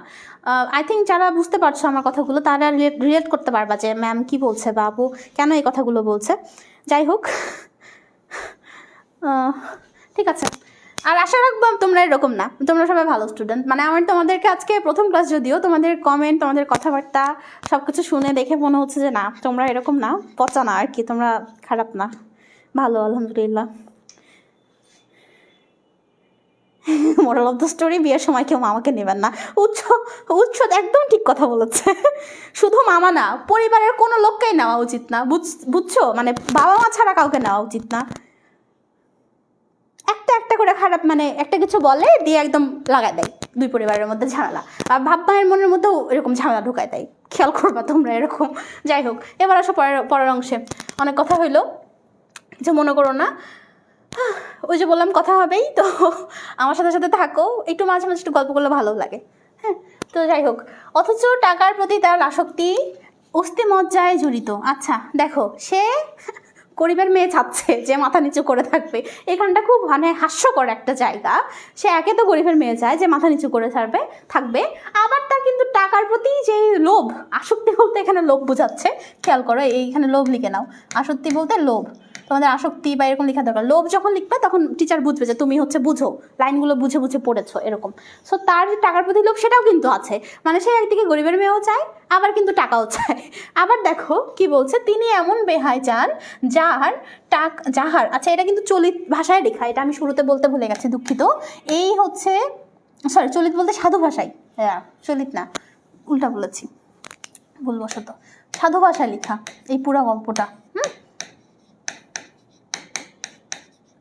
এই জন্য যে যাহার তাহার চলিবে এ ধরনের করে লেখা হচ্ছে কথাগুলো বা বলা হচ্ছে। তো এমন বেহাই চান যাহার টাকা নাই অথচ সে টাকা দিতে কসুর করিবেন না। কসুর করিবেন মানে কোনো মানে টাকা দিতে কোনো দ্বিধা করবে না বা বাদ রাখবে না, টাকা দিতে কোনো তার দিতে চাইবে না এরকম হবে না, ঠিক আছে। দেখো মানে কেমন উল্টা তার চিন্তা ভাবনা না, টাকাও লাগবে, মানে টাকা আবার যার নাই সেও টাকা দিতে ইয়ে করবে না, মানে কেমন একটা বিষয়। মানে তার চিন্তাভাবনা হচ্ছে এরকম, আমার বেহাই এরকম হবে যে সে তার কিছু থাকবে না বা সে অনেক গরিব হবে, কিন্তু আমি যখন চাইবো টাকা পয়সা বা যৌতুক তখন সেটা যেন যেমনি করে হোক ম্যানেজ করে এনে দেয়, সেই বিষয় যেন সেই বেহাই কোনো কথা না বলে বা হচ্ছে আমি দিতে পারবো না বা এরকম কিছু আমার সমস্যা হচ্ছে এ ধরনের কোনো যেন কথা না বলে, একদম তারা চাওয়া মাত্র যেন সেটা এসে তাদের সামনে হাজির করে। আবার যাহাকে বলছে শোষণ করা চলিবে অথচ বাড়িতে আসিলে গুড়গুড়ির পরিবর্তে বাধা হুকায় তামাক দিয়ে যাহার নালিশ খাটিবে না। দেখো এই লাইনটাতে সে আরও এক্সাম্পল দিয়ে বোঝাচ্ছে যে তার কেমন বেহাই লাগবে, যাকে শোষণ করা যাবে মানে যার কাছ থেকে টাকা পয়সা ইচ্ছা মতন নেওয়া যাবে, আবার সে কিন্তু গরিব হবে, কিন্তু দেখো বাড়িতে আসিলে গুড়গুড়ির পরিবর্তে বাধা হুকা। আচ্ছা এখানে গুড়গুড়ি মানে কি জানো তোমরা, বলো তো? যারা পড়েছো তাদের জানার কথা, কেউ জানলে কমেন্ট করো। যে গুড়গুড়ি মানে কি? গুড়গুড়ি মানে এখন মানে সহজ ভাষায় মনে রাখো যে গুড়গুড়ি মানে সে বোঝাচ্ছে হলো যে সুদর্শন, মানে দেখতে ভালো এরকম, হ্যাঁ সরি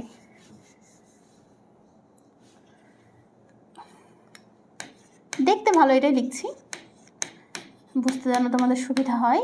দেখতে ভালো নলযুক্ত হুকা, মানে যে নর্মাল যে হুকা হয়, নর্মাল হুকা এক মতন হয়। যারা আসলে আমি এই জিনিসগুলো ভালো করে চিনতামও না, তোমাদেরকে পড়ানোর জন্য দেখেছি। হুকা হচ্ছে নর্মাল হুকা হয় হচ্ছে যে নারিকেলের কি যেন দিয়ে, নারিকেলের খোল মানে নারিকেলের ওটা দিয়ে তৈরি হয় নর্মাল হুকা।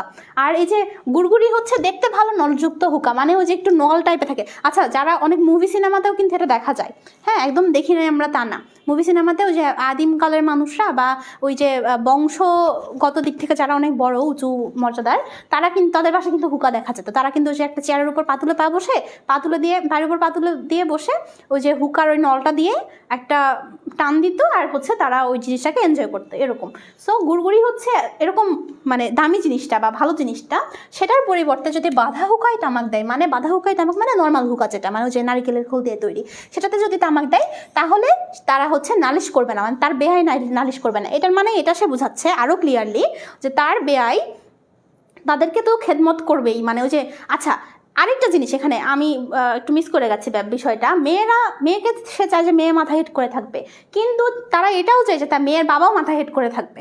মানে এটা কিন্তু আগে থেকে হয়েও আসছে বা আমরা অনেক জায়গাতে কিন্তু এরকম চিত্র অহরহ দেখতে পাই, আগে দেখেছি অনেক বেশি, এখন দিন দিন সেগুলো অনেক কমে যাচ্ছে যদিও, বাট এখনও দেখা যায় এটা যে এখনও গ্রামাঞ্চলে দেখা যায় যে যাদের ধরো মেয়ের পরিবার যারা মানে একটা বিয়েতে যদি মেয়ের পরিবার যারা থাকে, মানে মেয়ের পরিবার বলতে মেয়ের বাবা মা এরকম, তারা কিন্তু একটু মানে মাথা নিচু করে থাকে বা তারা বেশি কিছু বলে না, বা আচ্ছা মেয়ের জামাই তো মেয়ের জামাই মেয়ের শ্বশুরকে কিছু বলা যাবে না, মেয়ের শ্বশুরকে কিছু বলা যাবে না, এরকম একটা মনোভাব পোষণ করে রাখে।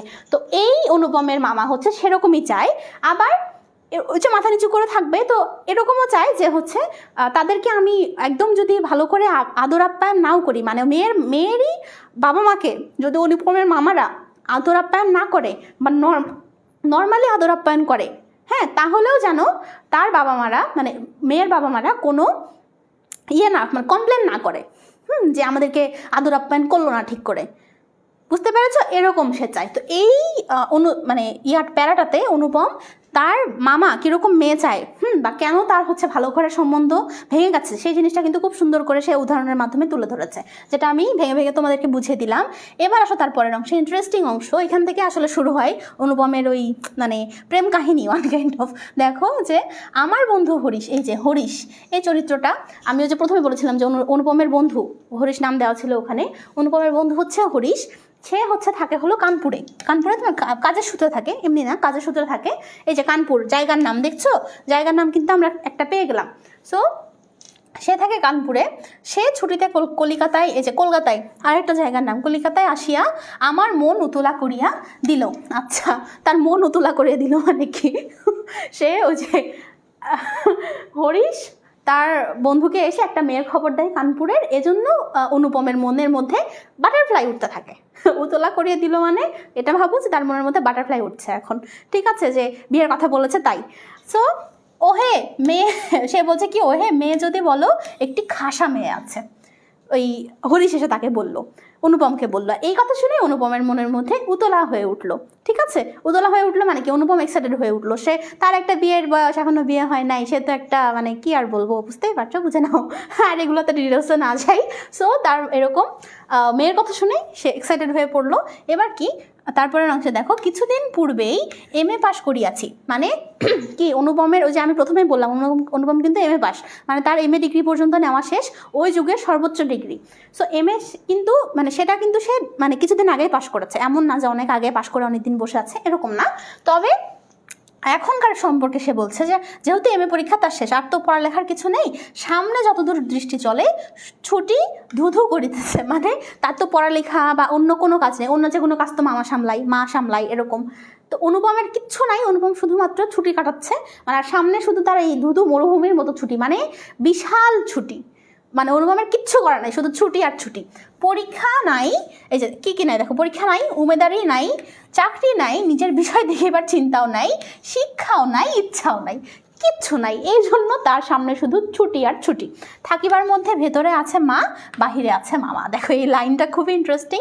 এগেন সে বলছে যে আমি কত ব্যক্তিত্বহীন, যে আমার মধ্যে শুধু আছে মা আর বাহিরে আছে শুধু মামা, আর আমার জীবনে কিচ্ছু নেই, আমার নিজের বলতে কিছু নেই, আমার মানুষের অন্য মানুষের বলতেও কিছু নেই, আমার শিক্ষাও নাই। মানে ও যে এতদিন শিক্ষা গ্রহণ করেছে, ও যে MA পাস একটা ছেলে, ওই শিক্ষাটাও ও ভিতরে ভালো করে ধারণ করে নাই।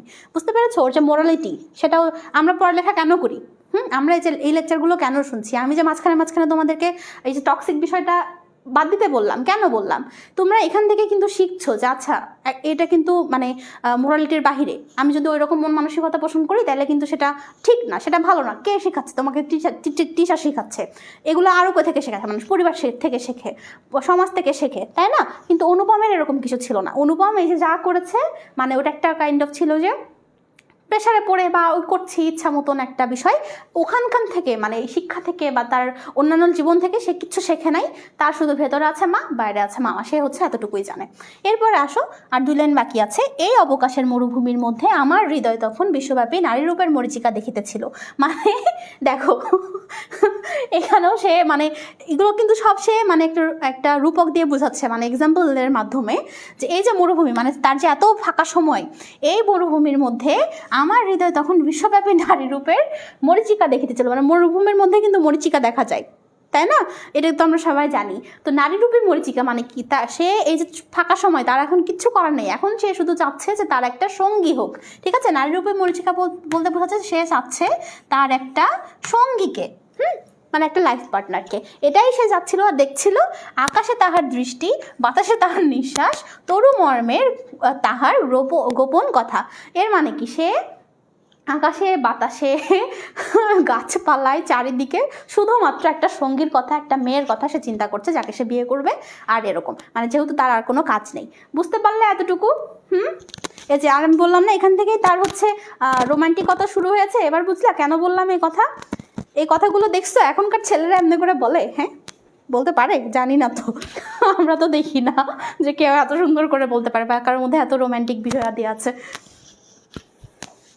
যাই হোক, প্রি বুকিংয়ের কথা যার যার মনে আছে, যারা যারা করনি তারা কিন্তু শেষে করে নাও, হ্যাঁ, আফটার ক্লাসের প্রায় শেষ পর্যায়ে চলে এসেছি আমরা।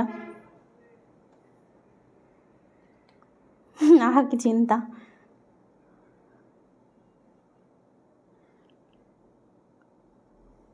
আচ্ছা আমি ক্লাস শেষ করে ফেলবো, আজকে আর পড়াবো না, সমস্যা নেই।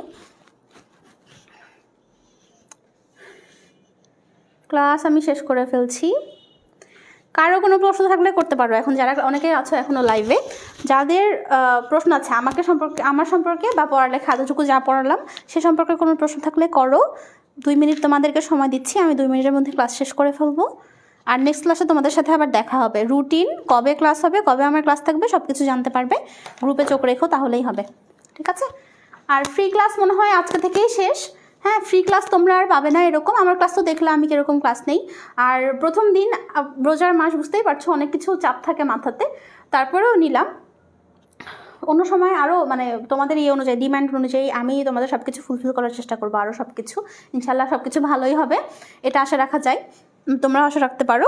তো পাবে না, ফ্রি ক্লাস আর পাবে না এরপর থেকে। ওই যে রেজিস্টার্ড ব্যাচে ভর্তি হইলে তখনই পাবে ক্লাস। আর যারা আগের ব্যাচের আছো তারা তো আগের ব্যাচের ক্লাস করছোই। এই তো আর কি। এমসিকিউ ধরবেন না? না, লামতা শরফ, আজকে এমসিকিউ ধরার সময় আর নেই।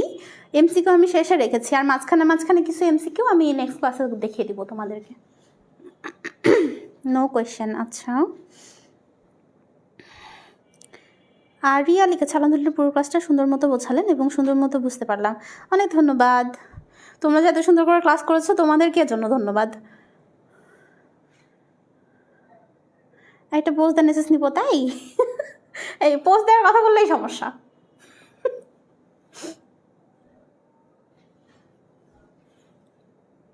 যখন আমি চুপ করে থাকবো তখন নিয়ে ফেলো হুট করে, আমাকে পোস্ট দিতে বললো না।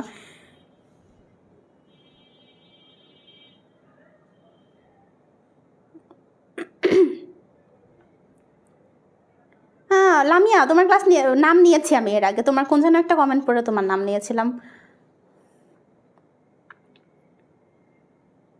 লিখেছে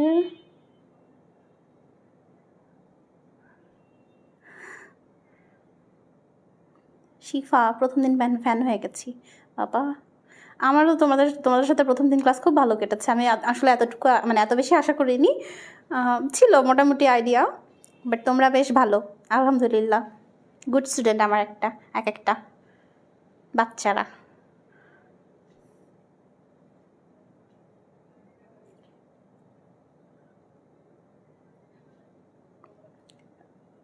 ক্লাস কয়টা সেটা জানানো হবে। আমার নাম ফারিহা। আচ্ছা, আমার নামের স্লাইডটা দেখিয়ে দিচ্ছি। ক্লাসে লেট এসেছো তোমরা যারা জানো না, দেখো কত কিছু পড়ে ফেলেছি আমরা আজকে যারা পরে এসেছো। এই যে আমি হচ্ছে তোমাদের ফারিহা আপু, ফারিহা ফৌজিয়া আমার ফুল নেম।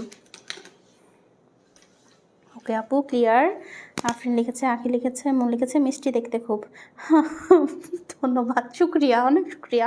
তোমরা এক একটা ফুলের মতো জানো, আমরা তো সবাইকে মনে হচ্ছে এক একটা ফুল, যদিও দেখতে পাচ্ছি না, বাট এটা আমার মনে হয় মানে এটা মনের একটা আই থিঙ্ক তোমরা বুঝবা যখন আমরা কাউকে মানে কারোর কথা পড়ি বা চিনি না যদিও বা শুনি, শুধু আমরা কিন্তু কল্পনাতে তাদেরকে মনে করে ফেলি যে আচ্ছা সে এরকম হবে। সো তোমরা আমার কাছে একটা ফুলের মতো ছোট্ট বন্ধুরা। অনেক ভালো বুঝেছেন। নাজনীন লিখেছেন, ধন্যবাদ নাজনীন। মনও লিখেছে, আমার একটা জীবনসঙ্গী হোক।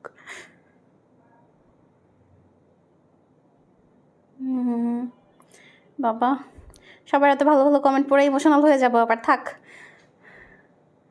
আপু আপনার বাসা কোথায়? আমার বাসা হচ্ছে নওগাঁ জেলা নজিপুরে।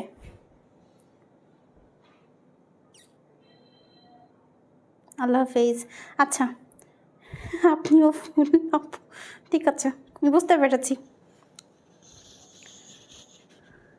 ঠিক আছে, গল্প করলে গল্প শেষ হবে না, নেক্সট ক্লাসে করব।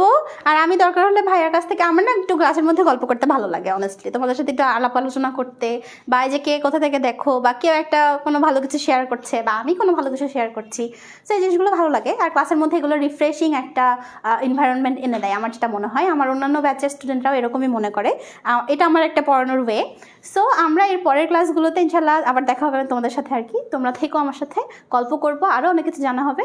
আর ইয়ে হবে, আমি দরকার হলে ভাইয়ের কাছ থেকে, যেটা বলছিলাম, ভাইয়ের কাছ থেকে এক্সট্রা টাইম চেয়ে নিব যে আমাদের গল্পের জন্য 5 মিনিট আমরা রাখবো বা 10 মিনিট রাখবো, সেই অনুযায়ী আমরা কথা বলবো ইনশাল্লাহ। সবাই ভালো থাকো। আজকের লাইভ ক্লাস আমি এখানেই শেষ করছি। কারো কোনো প্রশ্ন থাকলে করতে পারো, মানে পরে আর কি, আমাকে পার্সোনালি ইনবক্সও করতে পারো। আমার আইডির নাম ফারিহা ফৌজিয়া। আর হচ্ছে এই তো, আর বাকি ইনফরমেশন তোমরা চলশিক্ষা প্ল্যাটফর্ম থেকে পেয়ে যাবা। সো আজকের ক্লাস আমি এখানে শেষ করি, অনেক লেট হয়ে যাচ্ছে। সবাই ভালো থাকো, সুস্থ থাকো, আবার দেখা হবে। আল্লাহ হাফেজ।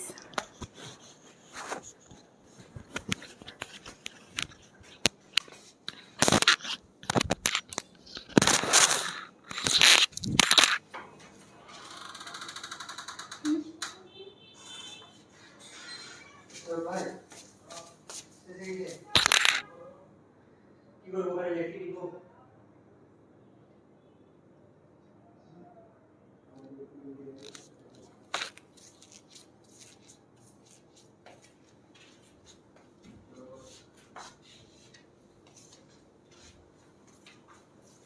ফিনিশ করতে হবে।